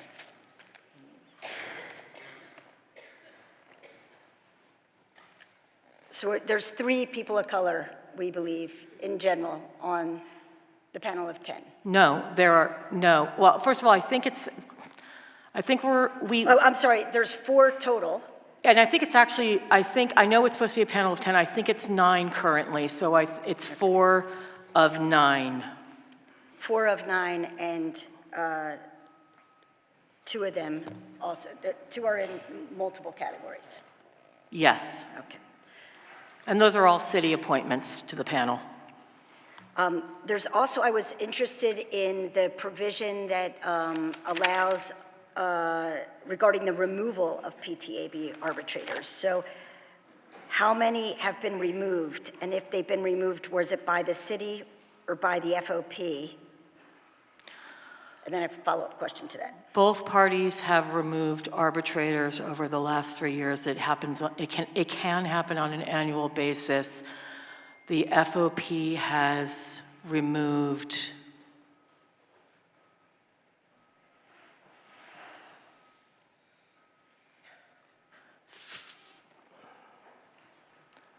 I think it's 3, and the city has removed 1.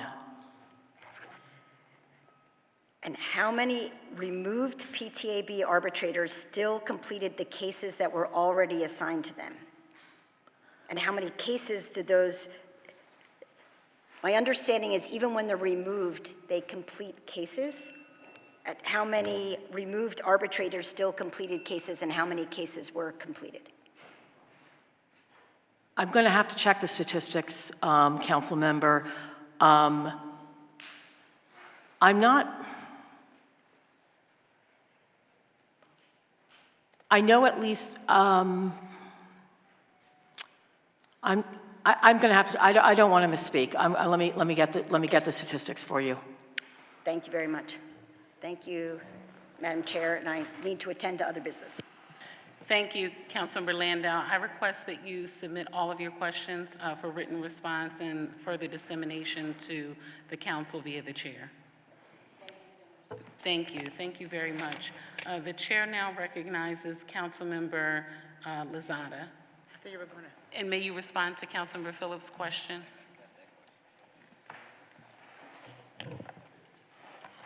Yeah, just a reminder, the question was, real quickly, you know, is there a standard protocol when it comes to discipline procedures in the Philadelphia Police Department, or is there room for arbitrary decisions? Because that could potentially, point information, because I just wanted to, because that helps with the, you know, discrimination question that was raised earlier. Absolutely. There is a disciplinary code. This is a bargained for code. It has been bargained for since 2014, and there were previous iterations of this code. This code gets revised every so often. There are also disciplinary procedures. I'm blanking on the directive number. Those are laid out in the directives about, you know, how a case proceeds through the system. I laid out a little bit of that when I was talking about the internal affairs, the charging unit, PBI, but there's more than that. And yes, there is some language in our collective bargaining agreement, which I think, which is an area of concern for the city, in particular, where certain offenses, if they would garner no more than a 5-day suspension, so usually a reprimand to 5-day would be the range, they are what we call command level discipline. The commanding officers of the officer gets to make the decision as to what the penalty should be, and that is not reviewable by the police commissioner, and that is a source of great concern to this commissioner, to the city. That does create certainly room for unequal and disparate outcomes, which could be based on a lot of things, including just whether someone's a friend of someone, and so that is a serious concern. That seems like where we need to start in terms of fixing. So appreciate that. Thank you very much, and thank you, Councilmember Phillips. The chair recognizes Councilmember Lozada. Thank you, Madam Chair. While I appreciate your apology, I understand Councilmember Thomas's frustration, and I think that he has a point, right? There are people that are going to be watching this that may be considering joining the police department or in the future, and when they see this type of response, it kind of makes them hold back. And I think that the goal of contract negotiations and the point of us being able to have conversations should always be to find ways to attract talent into our police department. And it's no secret that I have had the benefit and the great opportunity to work very closely with the police divisions in the 7th Council District. I consider myself very fortunate, right? Because some of my members don't have the very close relationship that I have with a lot of them. And so I am privy to some information that maybe some of my colleagues are not. But Councilmember Young also mentioned data, and data matters. And so there's no reason for us to come into this chamber and not have data, right? There has to be a way in order for us to change and make things better, make working environments better, make it easier for us to respond to some of the challenges that we experience in some of our departments. We need to have the data.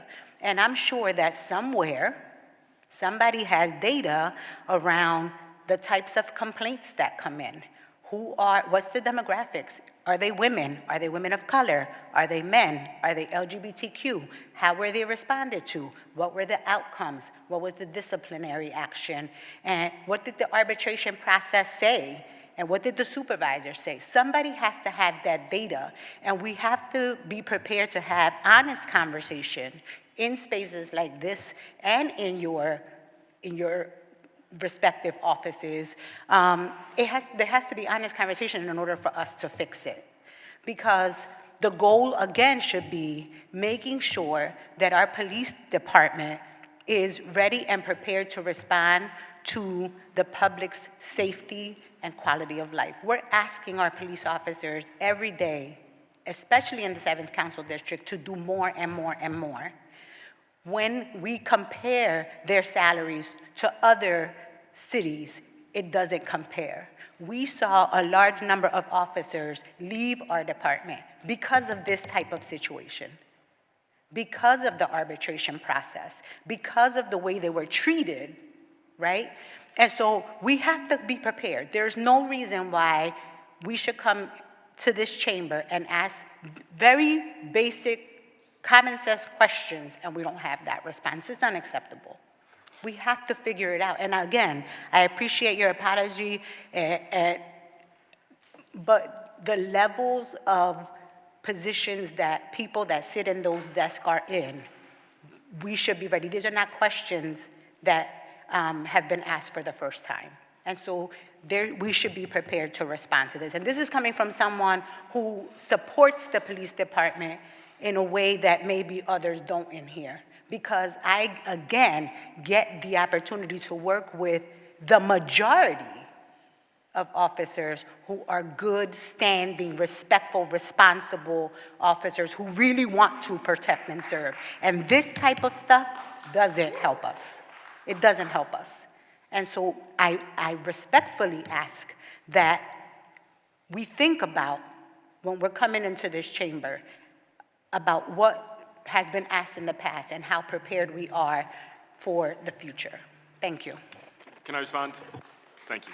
Okay, and just very briefly, Council Member, so the way that I look at what you just said, and all truths, right, in terms of the data which Civilian Police Oversight Commission, correct me if I'm wrong, also polls, the department obviously looks at this, at those kinds of numbers. And we're upstream of that when we're thinking about some of the changes we're making. But to the point of the larger conversation that we were all just having,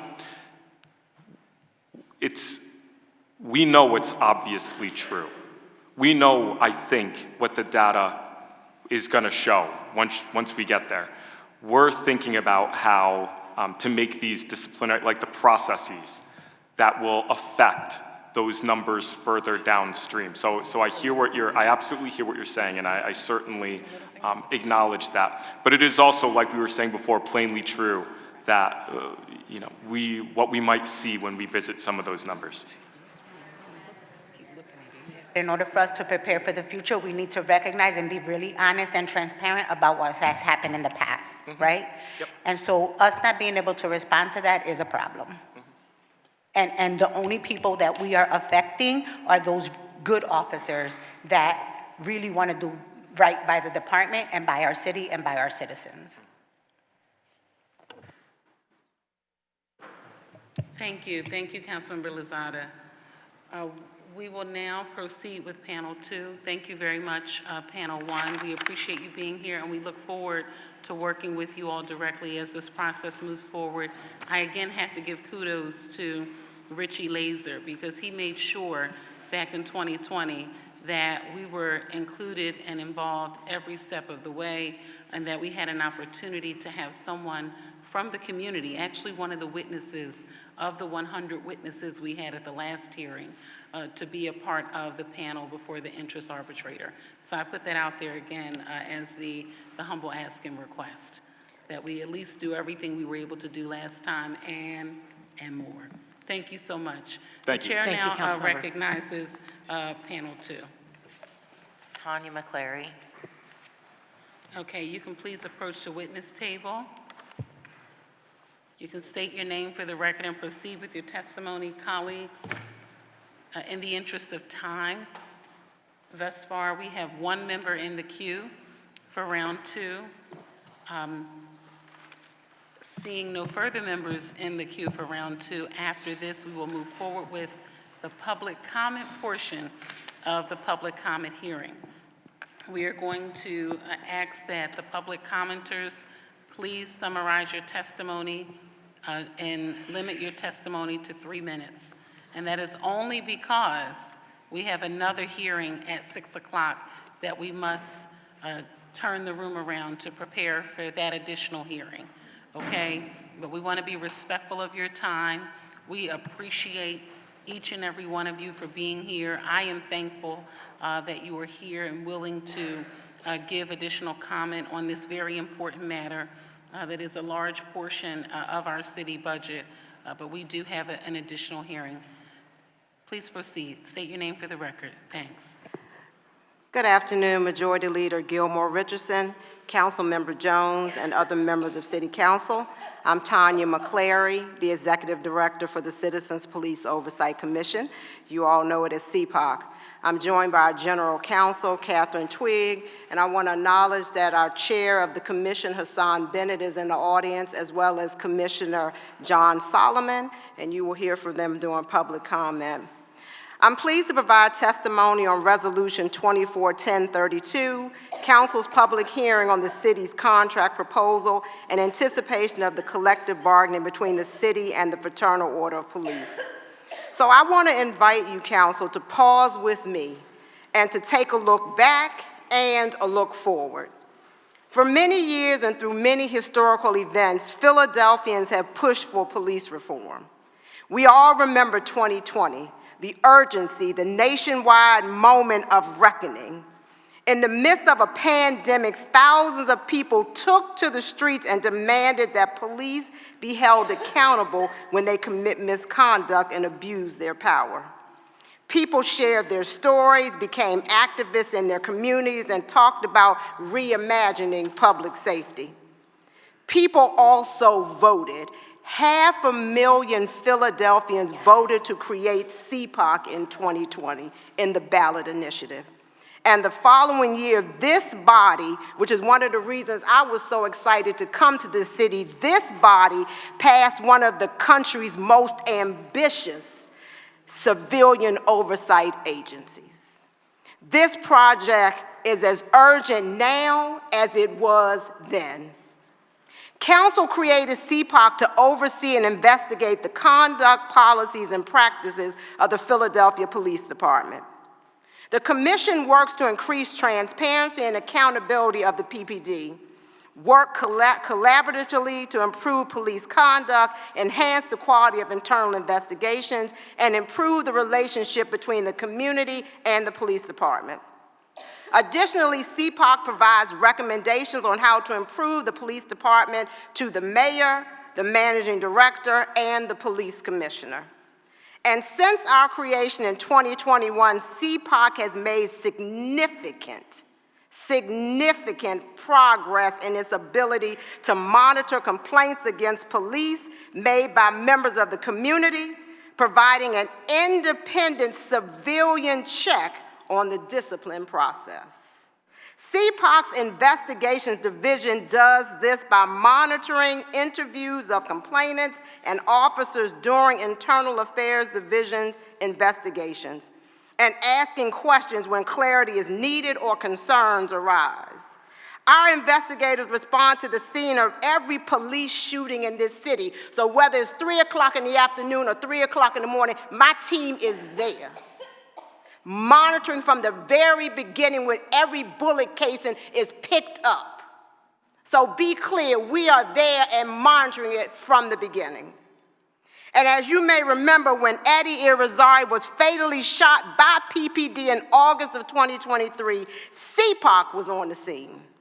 We provided independent oversight, made recommendations to PPD, and held a town hall with simultaneous Spanish translation to give voice to the community's grief. The Auditing and Monitoring Unit has newly established live auditing functions that convey CPOC's recommendations on investigations to the IAD Deputy Commissioner in real time. So we are helping to catch issues with investigations before the investigations are finalized. CPOC reviews discipline charges with the department's PBI charging captain when there are sustained misconduct findings in complaints against police. And we've reviewed hundreds of sustained misconduct allegations to ensure they're properly charged, and we've recommended further investigation when needed. Additionally, CPOC staff sit as a voting member at every single officer discipline hearing. That's over 100 scheduled hearings in 2024 so far. And this collaborative work allows CPOC to effectively collect data, make policy recommendations, and attend hundreds of community events a year to increase transparency and build trust with communities across Philadelphia. And we're going to keep building on all of this collaborative work. Now let's look forward. More work needs to be done to truly become the commission that the Philadelphians and this council body envisioned when they voted to create us and give us power. The city of Philadelphia deserves transparent and fair investigations that keep all residents, police officers, and communities safe. To fulfill this mandate, CPOC must be able to independently investigate by conducting our own interviews and gathering analysis relevant to evidence of police misconduct. And I want to clear up something that was stated in panel 1 about confusion about statements, et cetera, and collecting of evidence. We're talking about administrative investigations. Our team is not going to be at the scene doing the fingerprints collecting, so there should be no problem with chain of custody of evidence, and there should be no problem with dual statements because the only statements will be ours. We're not talking about parallel investigations. We're talking about CPOC being able to do its own investigation. So there won't be any confusion. So I want to clear up some of the things that I heard from panel 1. The goal is high-quality, thorough investigations done by well-trained, impartial city employees who are not police officers. This will result in greater trust and community participation in the disciplinary process, support for PPD leadership in their personnel decisions, and it will lead to fewer outcomes overturned by outside arbitrators. Philadelphians have made it clear, CPOC independent investigations would build trust in public safety services and further our collective goals of making this city safer. And I want to say one other thing that I want to clear up and be clear, that people here, we are not doing investigations. If we don't make it to these term sheets by December 31st, we will only be able to audit and monitor like we are doing. I want to be clear, we are not doing independent investigations. We are as close to the line as we've been able to get, but that is not close enough. We need to get over the line and be able to do what this council and this community said they wanted us to do. And so I'm respectfully asking that you take this opportunity to listen to the concerns of the community and to use your role to recommend appropriate changes to the contract to carry out council's legislative mandate to CPOC.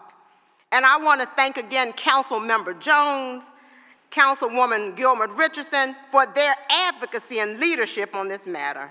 And I want to thank all of the members of City Council for your time and your attention. I also want to thank the mayor and the administration and the residents of Philadelphia for your time today and for this opportunity to speak. And I invite you all to join me at CPOC's reception right next door, right across the hallway. Come and get some cupcakes, some pretzels, and some snacks. Learn about the work that we do, learn about the accomplishments that we've made, and learn how you can help us get on these term sheets by December 31st. And with that, I'm happy to answer any questions that you may have.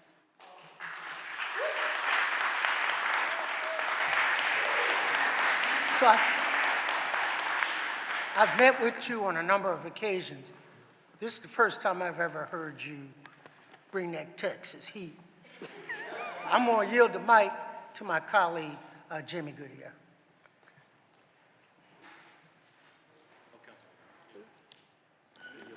Oh, me? Oh, I'm so sorry. Thank you, Mr. Chair.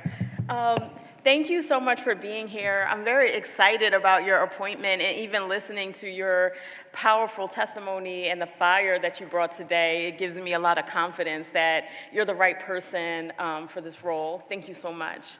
I wanted to dig into, we can clap. I wanted to dig into the subject of investigations a little more. To unpack a little more about complaints against police in Philadelphia, if someone wants to file a complaint against a Philadelphia police officer, they can do so with CPOC. But CPOC then sends the complaints to PPD Internal Affairs, which conducts the investigation. Can you confirm first if that's right? And can you also share some examples of complaints that people have made against police in the city so that we can understand the types of allegations that CPOC was set up to investigate? So I do want to confirm that that currently is what happens. So if you file a complaint with CPOC, we do a lot of the intake, we follow up with the complainant when it's possible, but it does get sent to Internal Affairs. Our department has the ability to go with the complainant if they would like when they're interviewed, to be there, to be with them during that questioning process. We are able to monitor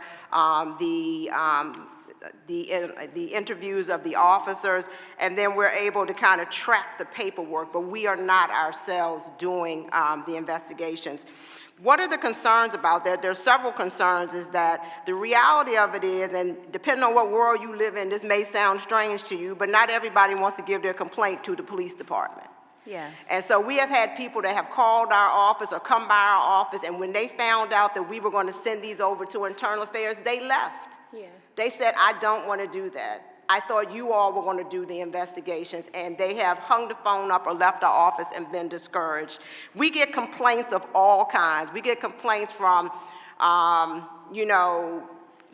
search warrant issues. Somebody's car was damaged in a chase and they've been having a hard time getting repaid from the police department. Somebody's door was kicked in.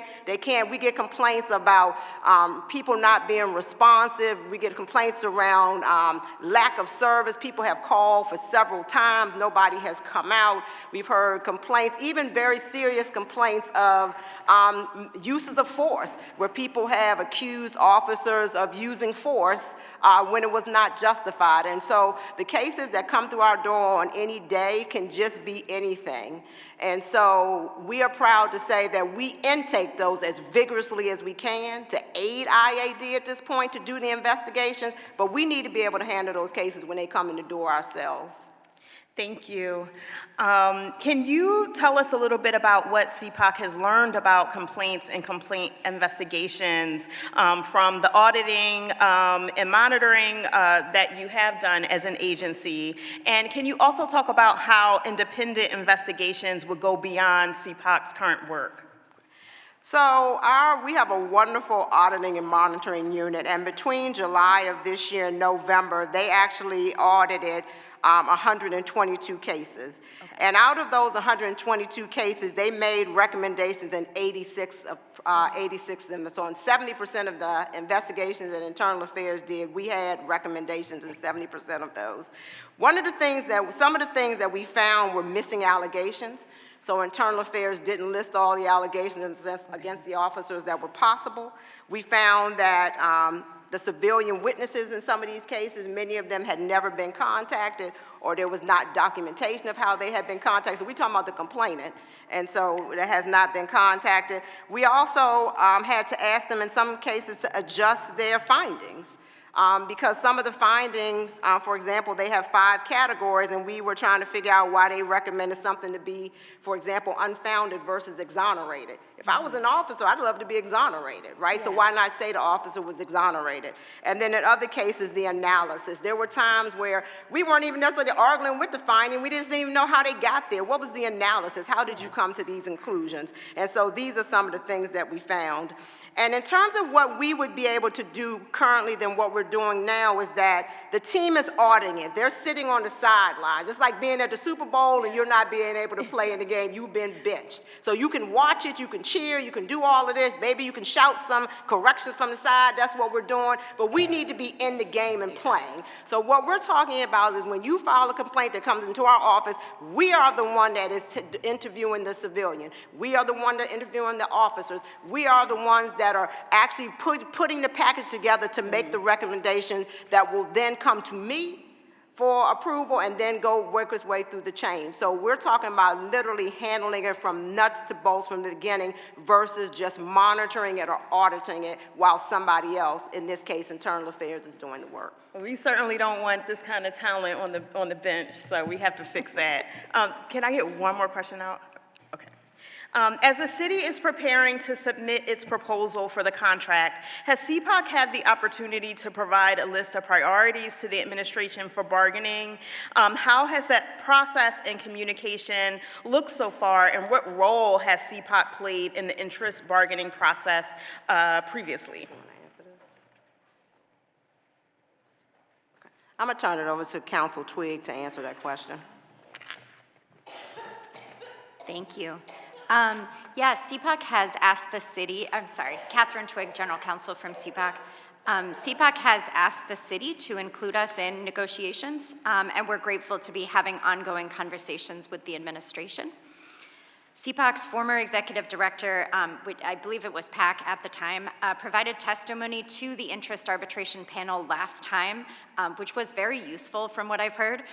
In addition to advocating for CPOC's particular interests and our investigative role to be carried out, we can provide a lot of helpful independent perspective on how the police discipline process really plays out, how the terms of the contract really work in day-to-day life, what works, what needs adjustment.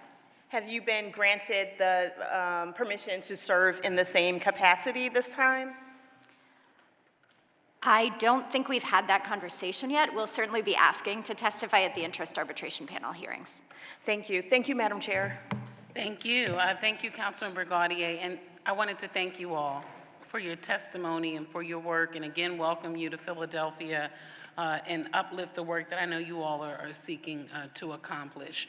The chair now recognizes Councilmember Brooks. Thank you, Chair. And I too want to thank you for the work that you've done since you've been in this short, thank you for just your testimony so far. It's very refreshing.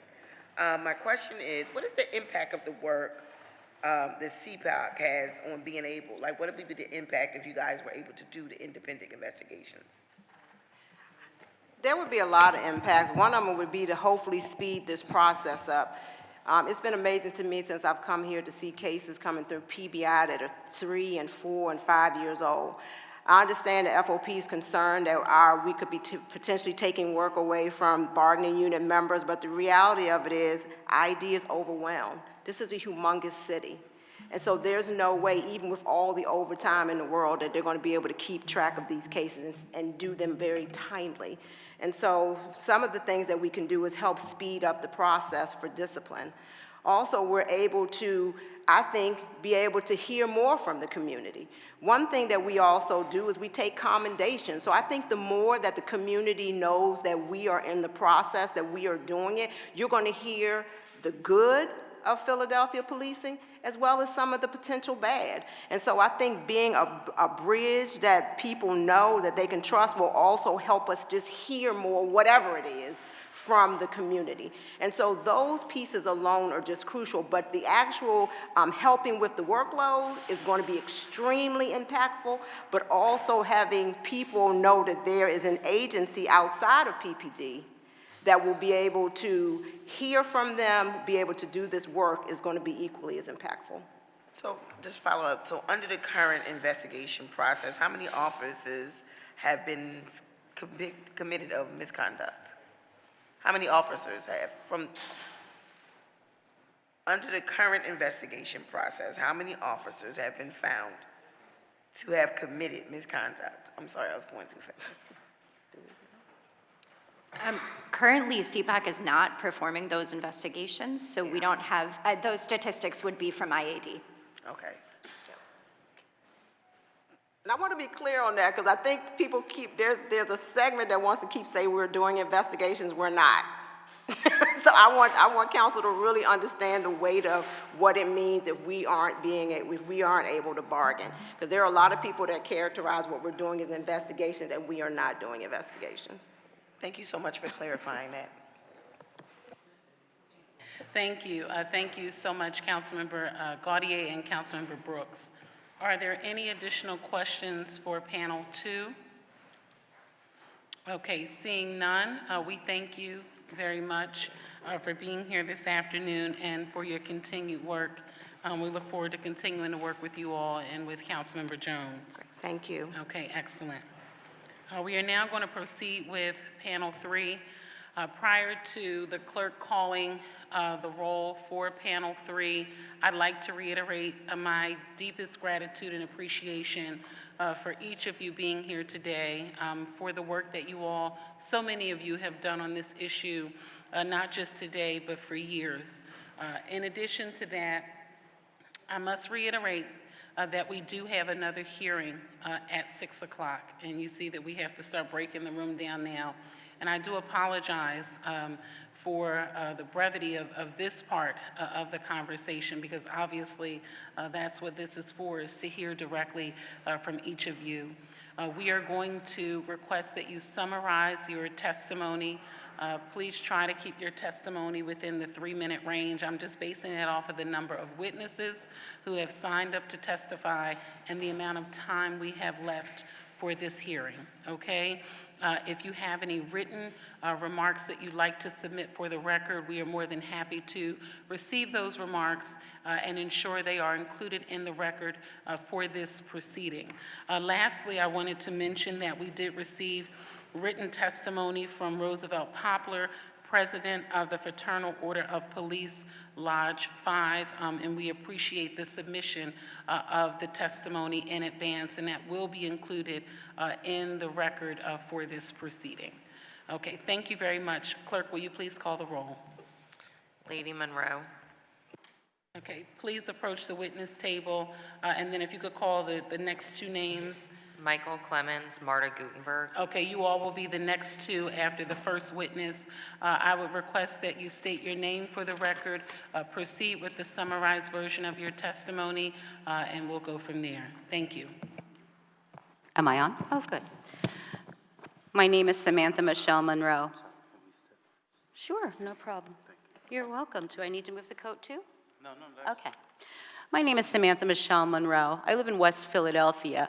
I was raped at the University of Pennsylvania Hospital. When I reported it to the CPOC after the police didn't investigate it, I received emails about calling me a psycho, a bitch, don't believe her, and I've been told that I'm harassing them when I'm looking for it. So let me finish. Ma'am. $60 million. Ma'am, I respectfully request that you do not use that language in this proceeding. I'm sorry, what did I say? Rape? Thank you.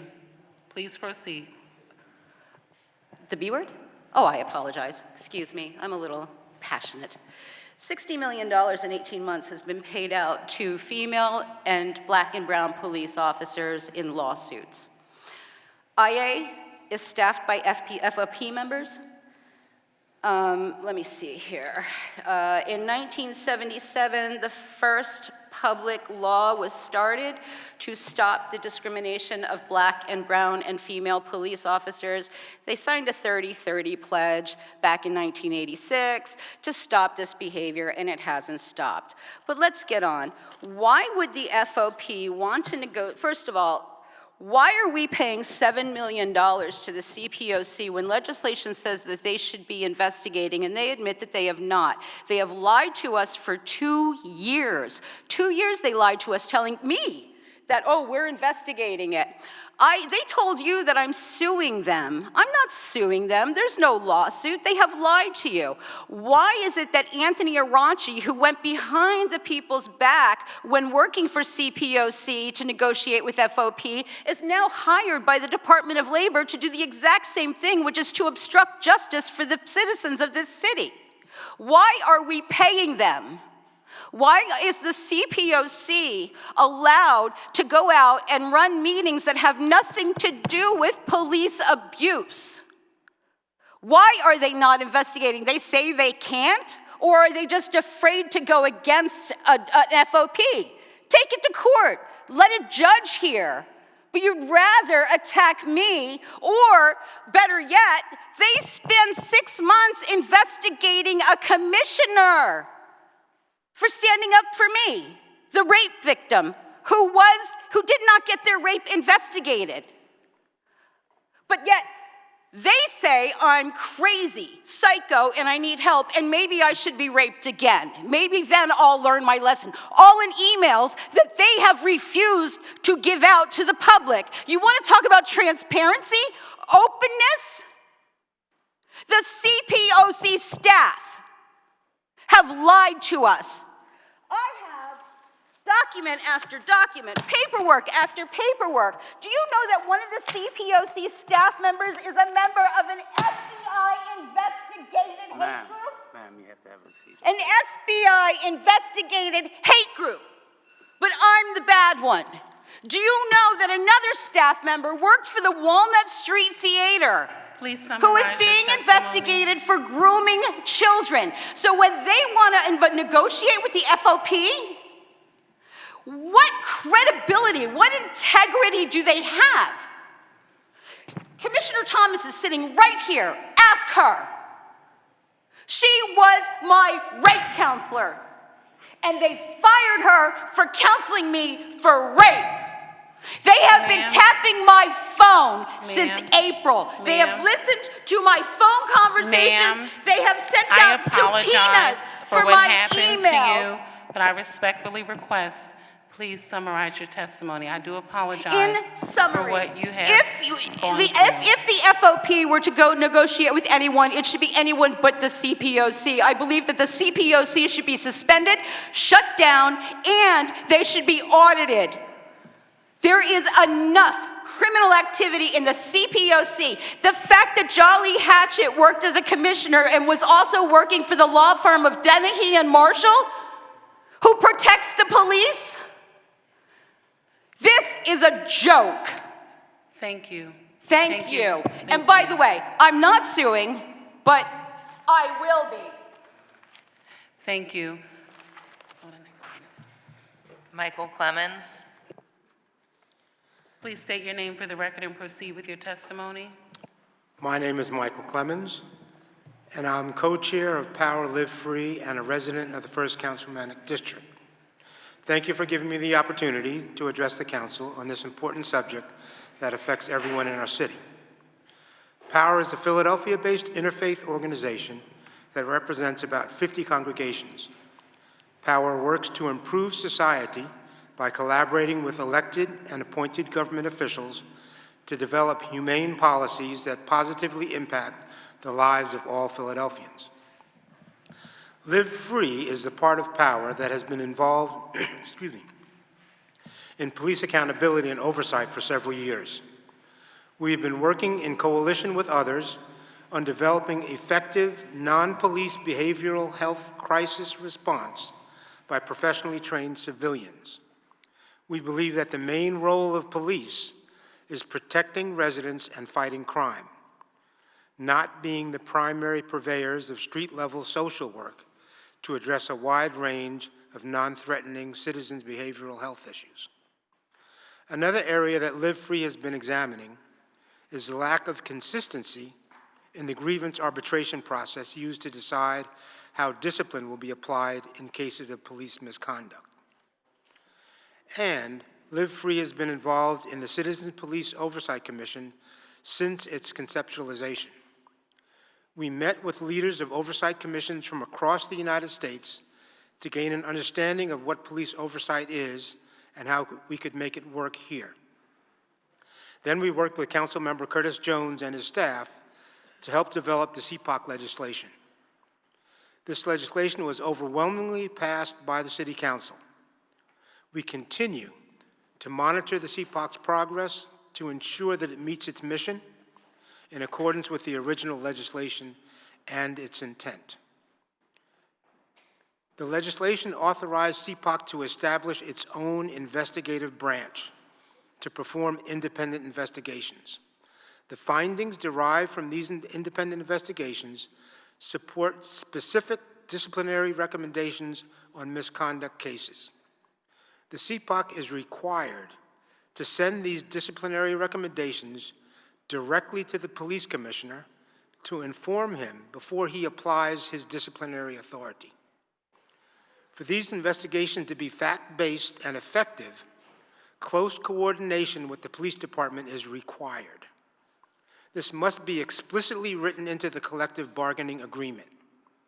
The police contract must also compel all officers to give full and accurate testimony to and cooperate with the CPOC. Some of my colleagues at Live Free will now give their statements on other aspects of the police department contract that need to be addressed in the upcoming collective bargaining agreement negotiations. Thank you, Councilmember Gilmore Richardson, for holding this important hearing. Thank you. Thank you for your testimony. Marta Gutenberg.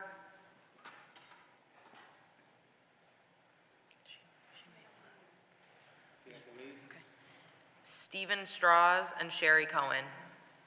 Please approach the witness table. You can state your names for the record and then proceed with your testimony.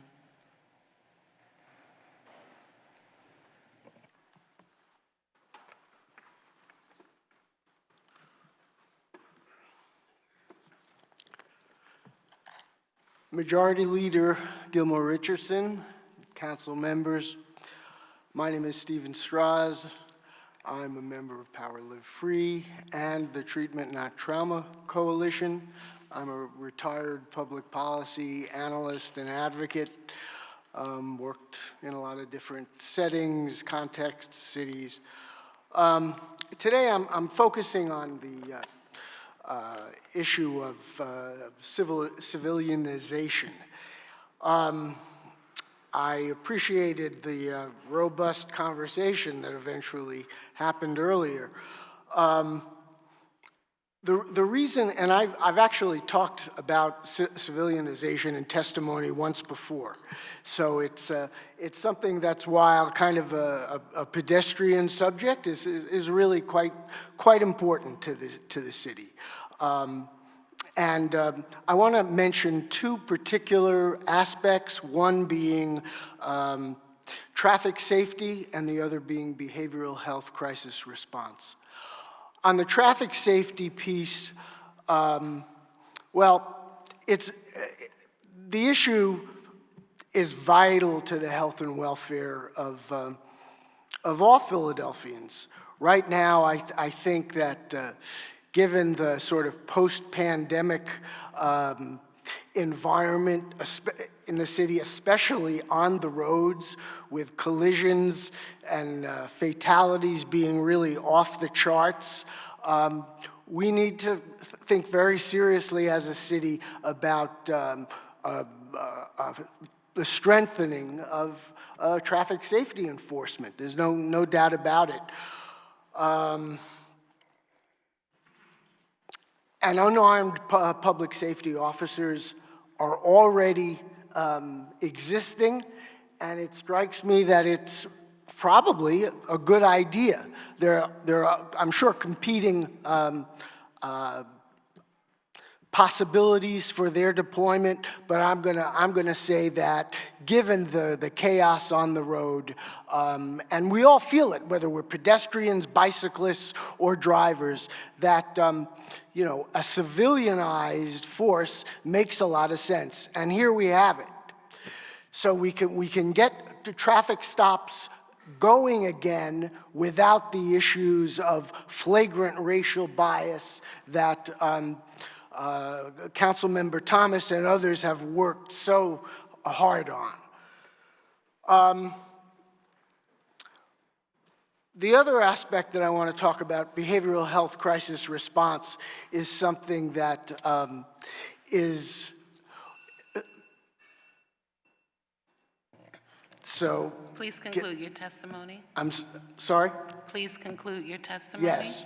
Okay. I want to say that the city is on the way to doing some good things in terms of this area, because we do have a civilianized service, CMCRT. However, it's got a lot of problems. There are a lot of structural issues. There are a number of things to be worked out. And the hope is that the city can be in the leadership tier of this country in getting a really top civilianized behavioral health crisis response service going. There are more than 100 now, and we have an opportunity to do that. We have to think very carefully about how to minimize police activity in this area, and we can do it. Thank you. Thank you for your testimony. If you have written testimony that you'd like to submit for the record, we'd love to receive that. Thank you. Thank you.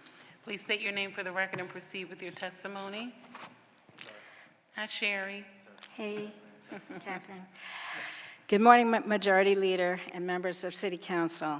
My name is Sherry Cohen. I'm a community activist, an attorney, and a member of Power Interfaith's Live Free team. I want to thank team member Jonathan Broder for his work on the issue I will be addressing, which is how can the city's collective bargaining agreement with the FOP promote accountability to the people of Philadelphia, especially with respect to the huge number of fired officers who were found by the police department to have committed grievous misconduct against the people of our city, especially Black and brown people, yet rehired to the force through arbitration. In 2017, a Washington Post investigation found that of all the police departments nationwide it reviewed, Philly had the second highest percent of fired officers reinstated.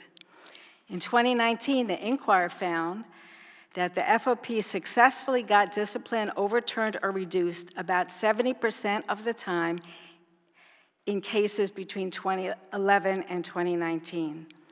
From a recent review of over 80 arbitration decisions in the last 6 to 7 years, we learned that one likely cause for this tragically high rate of reversals of discipline is the CBA's failure to require arbitrators to follow any specific standard of proof in their decisions.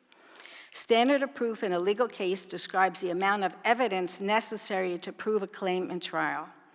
In a criminal case, the government has the highest standard of proof, as it must prove its case beyond a reasonable doubt.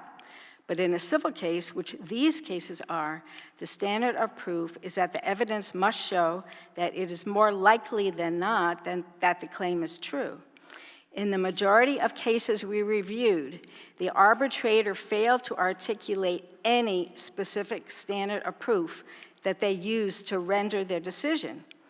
And in too many cases, arbitrators used the beyond a reasonable doubt standard to determine whether the city had proved its case against the officer, which again is an evidentiary standard that should only be used in criminal cases, or the arbitrators used other improper standards. The Police Board of Inquiry itself uses the preponderance of the evidence standard in its review of its members' cases. This is the standard we now recommend that the CBA impose in arbitration cases. So the CBA should state, using the preponderance of evidence standard, the city should prevail when the arbitrator finds there is a greater than 50% chance that the alleged misconduct occurred. Not one more fired officer who committed grievous misconduct should be reinstated to the force because the arbitrator had not been mandated to follow the proper evidentiary standard. Thank you. Oh, well, thank you. Thank you very much for coming in, and thank you for your testimony today. Thank you. Kate Perez, Sam Liu, and Phil Lockett. Thank you so much for being here. Please proceed to the witness table, state your name for the record, and then proceed with your testimony.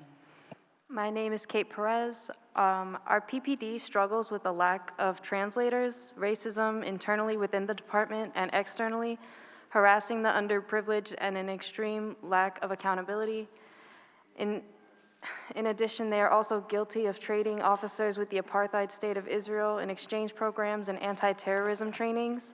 As a citizen, I argue against spending any city money on any organization that colludes with and legitimizes any apartheid occupation by trading tactics with foreign police forces that are infamous for their civilian violence and crimes against humanity. Our PPD officers increase their violence against citizens back home. I ask that this FOP contract explicitly state that there can be no exchanges between our police force and any apartheid states.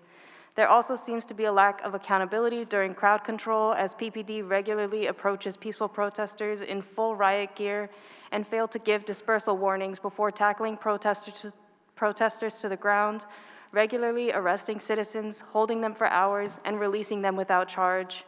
A PPD officer joined with the Penn University PD to raid a Penn student's home, waving guns at them and at neighbors, separating and interrogating students, refusing to show a warrant, and forever traumatizing students over a graffiti investigation.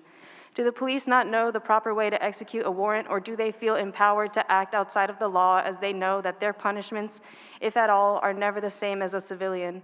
The families of Eddie Irizarry, Alexander Spencer, and Robert Jones are still awaiting justice. The 100 Shooting Review Committee released the report in 2022 that said investing back into historically redlined communities can help prevent violence.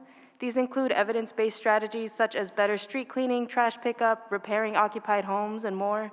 If our focus is public safety, then our tax dollars may better serve the public by fully funding SEPTA instead of investing in more officers to arrive after a crime occurs.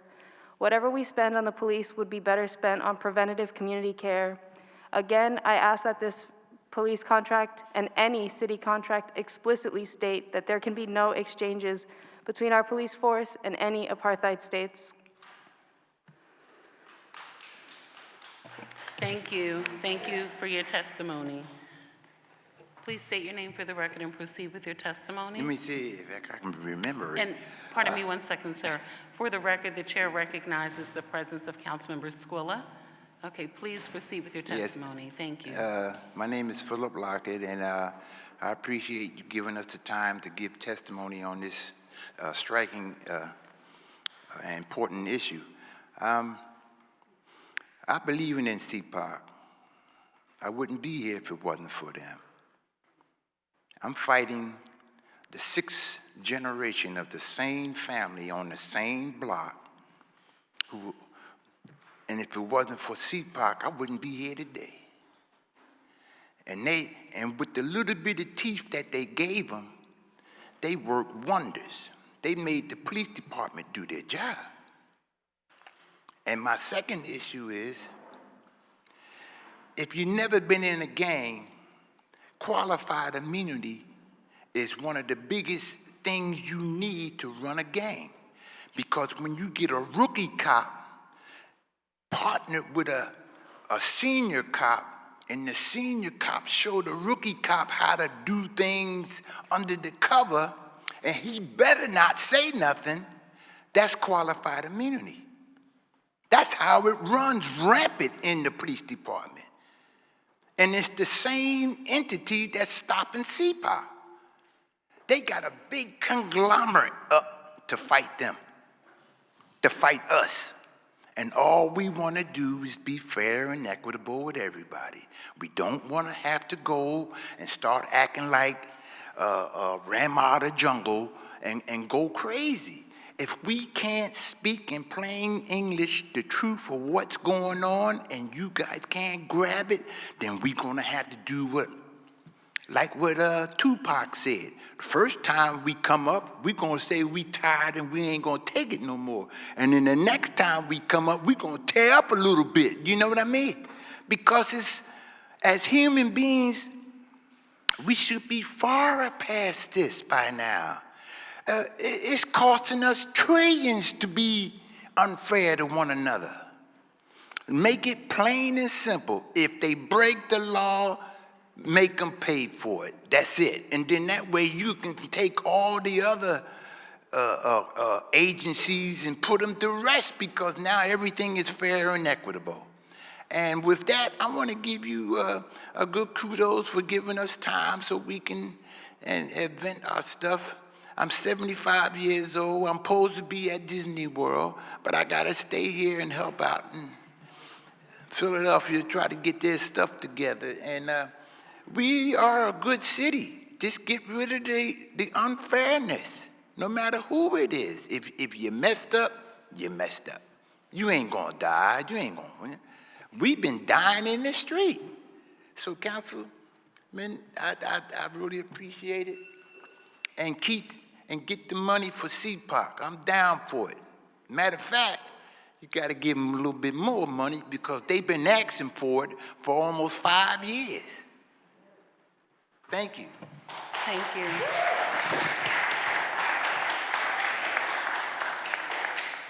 Thank you for your testimony. Will the clerk please call the next witnesses? Was Sam Liu present? Okay. Asia Khalif and Sharon Macri. Asa Khalif.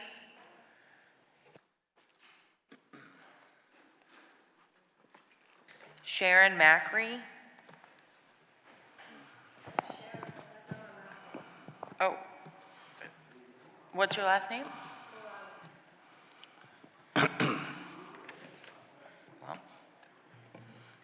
Please proceed to the witness table. Okay. If you could state your name for the record and proceed with your testimony. Yes, good evening, Council. Asa Khalif, I'm an activist and organizer here in Philadelphia. Okay. I'm gonna get right to the point. The voters of the city voted in 2020 to establish CPOC and allow it to investigate charges of police misconduct. It's my understanding under the current police contract that the police union must sign off on any changes necessary to effectively CPOC, making it difficult for CPOC to conduct investigations. I'm extremely disturbed that CPOC hasn't been able to investigate not a single misconduct probe. I'm also disturbed that the Philadelphia Police Union president is opposed to CPOC conducting investigations of cops accused of misconduct. He prefers the power remain with the police department internal affairs. That's not what the voters of Philadelphia wanted. We want independent investigations with full transparency. We want CPOC to have full access. There must be changes in the new contract that will not make it difficult for CPOC. Police no longer can be trusted to investigate themselves in secret. There has to be an unbiased, independent investigation. Respect what the voters of Philadelphia wanted without the BS. And finally, yesterday was Trans Day of Remembrance. And a dear friend of mine named Niza Morris was murdered in 2002 and last seen alive in police custody. Her family, friends, and activists want CPOC to investigate without any roadblocks from the FOP. We say her name and all the other names of victims victimized by police violence in Philadelphia. Justice for Brandon Tate Brown, my cousin murdered by the police, and justice for David Jones. Ashe. Thank you for your testimony, and thank you for being here. Please state your name for the record and proceed with your testimony. Hi, good afternoon. My name is Charito Morales. Please proceed. Hi. Again, good afternoon. My name is Charito Morales, and I am the co-founder and organizer for Philly Boricuas. Philly Boricuas is a grassroots organization, community organization dedicated to uplifting and empowering the Puerto Ricans and the Latinos individuals, particularly in North Philadelphia. Throughout the culture, events, advocacy, and support services, we work to challenge inequality and building collective power to create more equity, future, and foster social justice with the community. I stand before you today to address the harsh reality.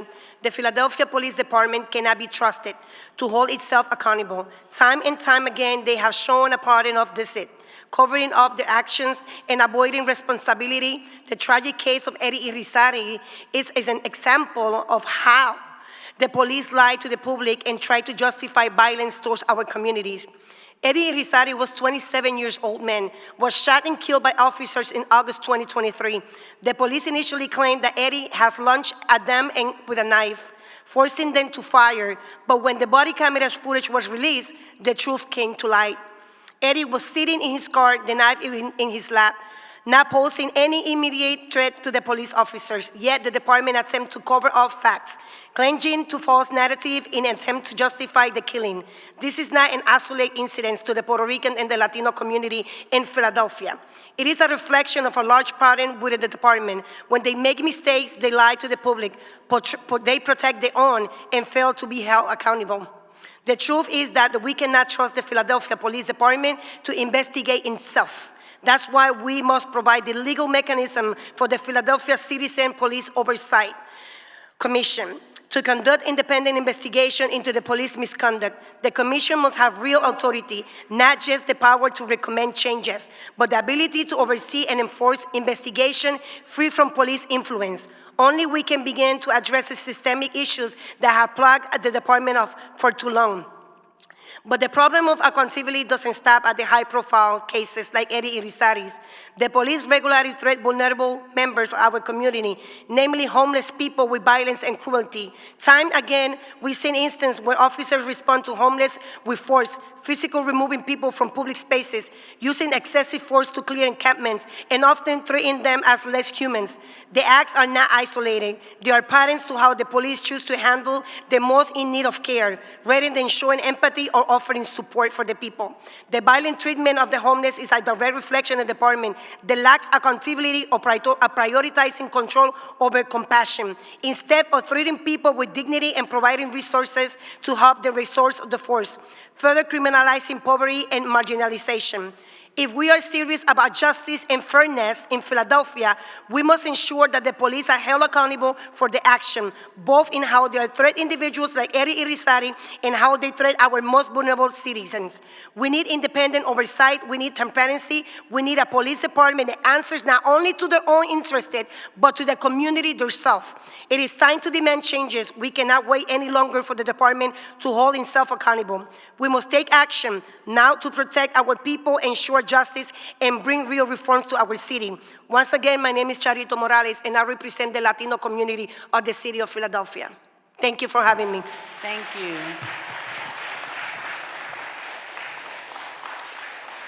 Thank you for your testimony. Will the clerk please call the next witnesses?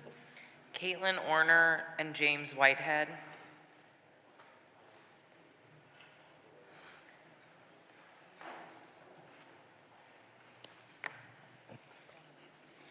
Angelica Hendricks. James Whitehead. Okay, please proceed to the witness table, state your name for the record, and proceed with your testimony. Hello, my name is Caitlin Orner, and I'm a small business owner in Germantown and a member of the Treatment Not Trauma Coalition.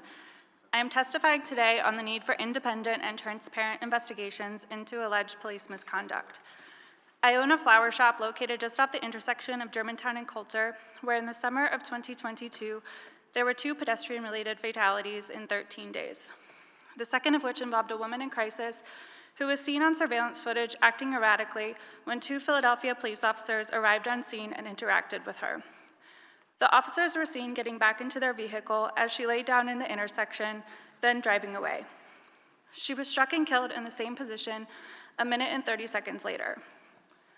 I filed a complaint against police 5 days after the incident after PPD released a statement that the woman had been crossing the street when she was struck, implying the incident was a traffic calming issue, linking it to the prior accident.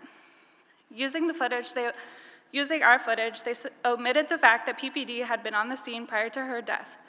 Not knowing who the family was or if they were aware, I continued with the formal complaint process. I kept following up with PPD where they stated that they were unaware of the situation or could not make any comments on active investigations. The CAP process proceeded normally for 6 months, when I was then told by a supervisor that they would not be providing any additional information without a subpoena, and later that the investigation had been classified internal. At that time, I reached out to CPOC, who conducted an inquiry into the incident and began monitoring. Over a year later, it was revealed that the internal investigation went to PBI in early 2024, and that discipline had occurred. Despite the legislation passed for CPOC, they were not given the opportunity to be present at PBI, and details about any sustained charges have been shielded from the public. Without transparency into the result of the sustained findings, it is unknown if the act of leaving the woman in crisis was addressed, or if the officers were disciplined for a lesser infraction, such as failure to turn on their body-worn camera. The complexities about when and why the case was classified internal are unclear, giving reasons such as I had filed the complaint too late or because I was a third-party complainant. However, when the victim has died and you've lied to the family, who else would be able to come forward? After 816 days, the department finally stated that they will provide no further comment on the matter. They owed the community nothing. Switching the narrative from we can't comment on active investigations to we can't comment on internal investigations, when what the majority of the citizens of Philadelphia have voted in favor of are independent investigations. There's been no insight into what happened that night to either the public or the family of Elizabeth Negron. No one has been held responsible or accountable for her death. Thanks. Thank you. Thank you for your testimony.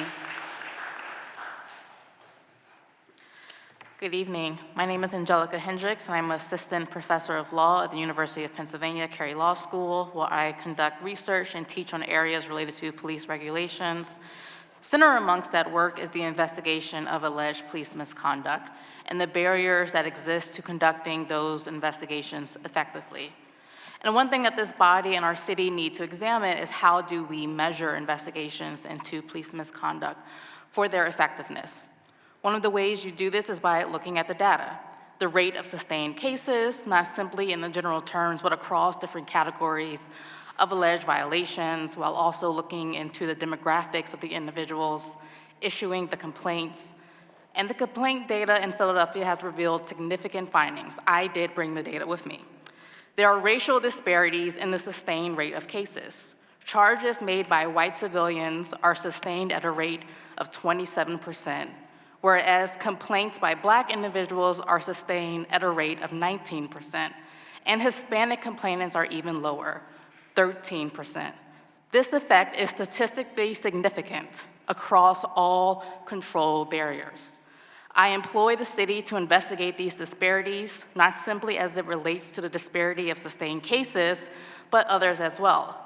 From a snapshot of completed investigations in 2017, it was apparent that investigators were assigned more quickly to complaints made by white residents than other demographics. It took an average of 3.36 days more for an investigator to be assigned for a complaint made by a Hispanic resident than by a white complainant. That is also statistically significant. Is the administration comfortable with these disparities? They have access to this data is on the open data transparency portal. This is one category in which investigations can be evaluated, the existence of disparities and if those disparities can be reasonably explained. Another category that we use is the evaluation of the process, an evaluation that shows if the system is working or if it's not working. For example, the training and counseling program whereby officers are first given a second chance when they violate certain protocols. They are not even disciplined. Has the city ever evaluated that program? Previously, the program was utilized to divert nearly 80% of sustained allegations. Now that number has dropped to 34.9% after an audit done by CPOC. To the best of my knowledge, the department has not evaluated if the training counseling program has improved officer behavior and compliance with policies. So far, it appears as if the city does not care about these disparities and has done little to address the existing programs if they're a priority in the department. In PPD's 2025 fiscal year budget, the Professional Standards Department stated that their priorities relates to simply reducing the number of complaints against police. But that doesn't tell us if misconduct is actually reducing in the city. There are several reasons why someone may not file a complaint against police, such as mediation, or complaints are more likely to be converted into an internal investigation, as the speaker in front of me just stated. Overall, the city deserves investigations into police misconduct where the metrics aligns with our values. Investigations which are free from unexplained disparities across race, gender, and district. Investigations in which all witness statements are evaluated similarly, and not a system whereby the word of an officer is weighed more than the word of residents. And investigations that are strong enough to... I apologize. Sorry. Please conclude your testimony because Yes. we just received an additional round of witnesses. And Thank I'm you. afraid we will not have enough time. Thank you. Okay, The residents thank of the you. city overwhelmingly voted for independent investigations and entrusted CPOC to do that job. And I asked for the city to fight for that. Thank you for being here and for your work. Please state your name for the record and proceed with your testimony. My name is James Whitehead, and I just want to say a few words regarding CPOC and why it's important. And my name is James Whitehead, for those who don't know me. I come here to represent the good and progress that CPOC has done, along with the 500,000 Philadelphians who voted for CPOC to form in 2020. And in 2021, CPOC was formed with a promise to the people to bring about transparency and holding officers accountable for injustice and also police misconduct. CPOC was not formed to undermine IAD, nor to discredit all police officers. Instead, place the ones that are operating out of the law and to hold officers accountable just as promised. The Philadelphia Home Rule Charter and the Philadelphia Code grants CPOC the right to conduct independent investigations. However, we have the FOP who is hindering the process and the promise that was made. I truly hope that within the new contract made between the city and FOP grants CPOC further rights to complete its mission. After all, the people are what matters the most. So if CPOC, FOP can agree to come together along with city officials to operate out of good faith, I don't see why there can be any problem with a plan to move forward. Thank you everyone for listening, and God bless. Thank you. Thank you very much for being here, and thank you for your testimony. Good to see you. Good seeing you too. Reverend Tyler and Sergio Sia. Please approach the witness table. You can state your names for the record and proceed with your testimony.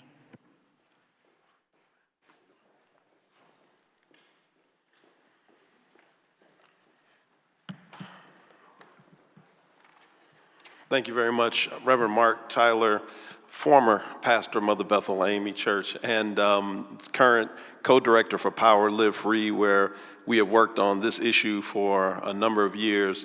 And I'm glad that I was just coming behind Angelica Hendricks, because she and I had the opportunity to serve together on the inaugural selection panel that selected the members to be nominated to City Council for their confirmation to become the first CPOC. I want to thank you as well, Councilmember Gilmore Richardson, for all of your work in this area, and Councilmember Jones for being the champion on this law, on this particular legislation, and all of the other members of council. And let's be honest, that what we're fighting is not really in this particular room, that for the most part we're in agreement, but we really have to stand behind our new director of the CPOC, Tanya McClary, who you heard for yourself just a few moments ago, who laid out for us really what's at stake. I'm shocked and appalled that to come in and find out that they are not doing actual investigations. That was the crux of this particular legislation. The only reason we put it out there was to make sure we had something that was independent,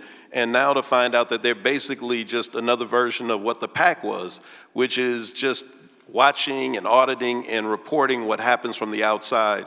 We have to figure out what's more important, the desires of 500,000 Philadelphians or the wishes of a union, as powerful as it may be. And I think that we'd agree that the desires of this voting community far outweigh it.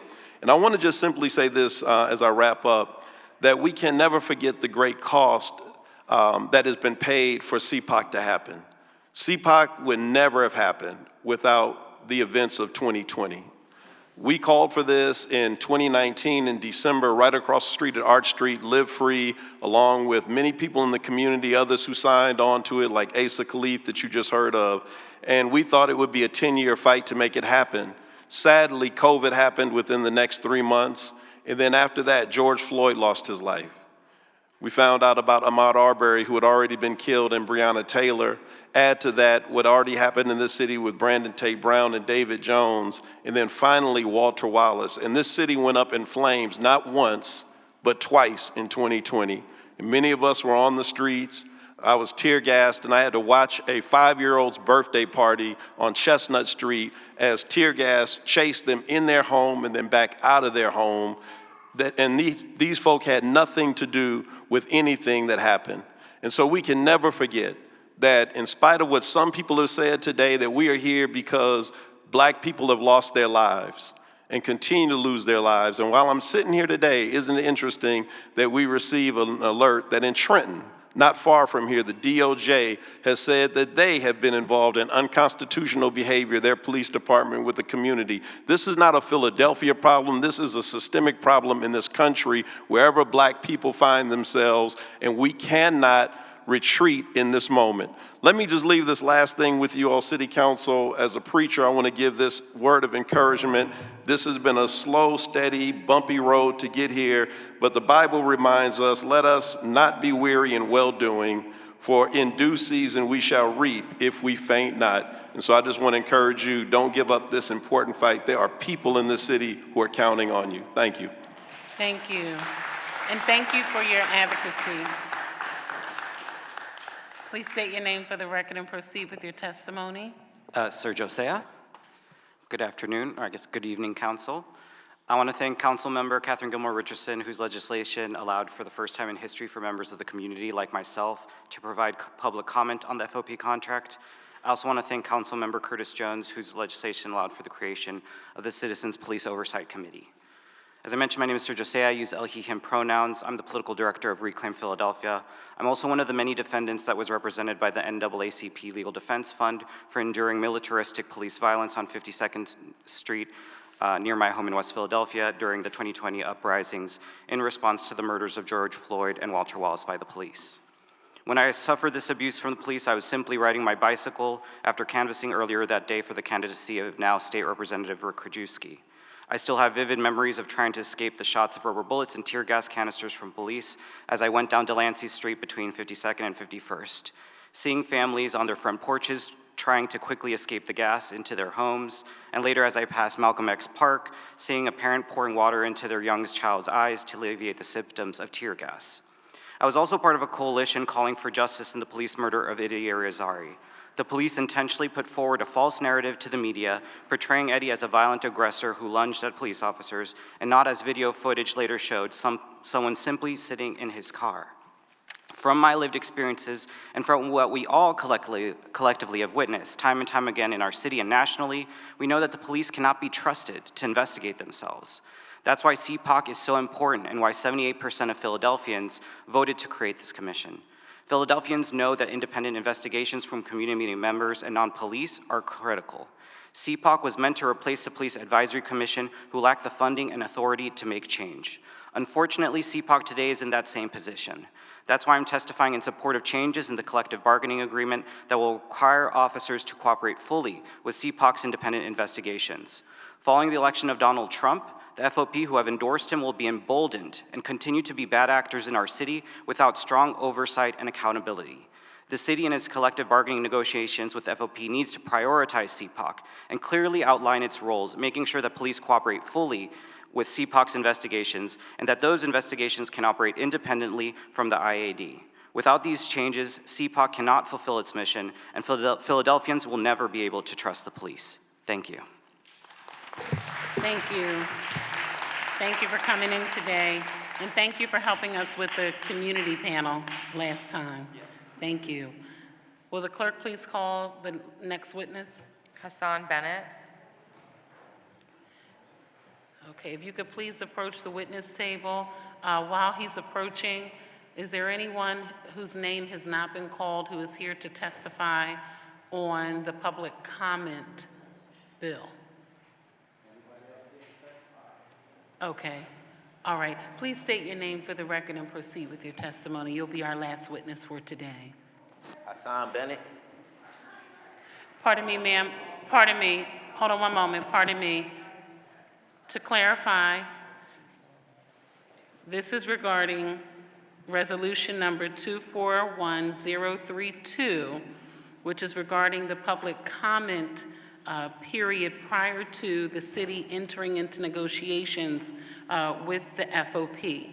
We will have a public comment hearing related to the arena that will begin at 6 p.m. Okay?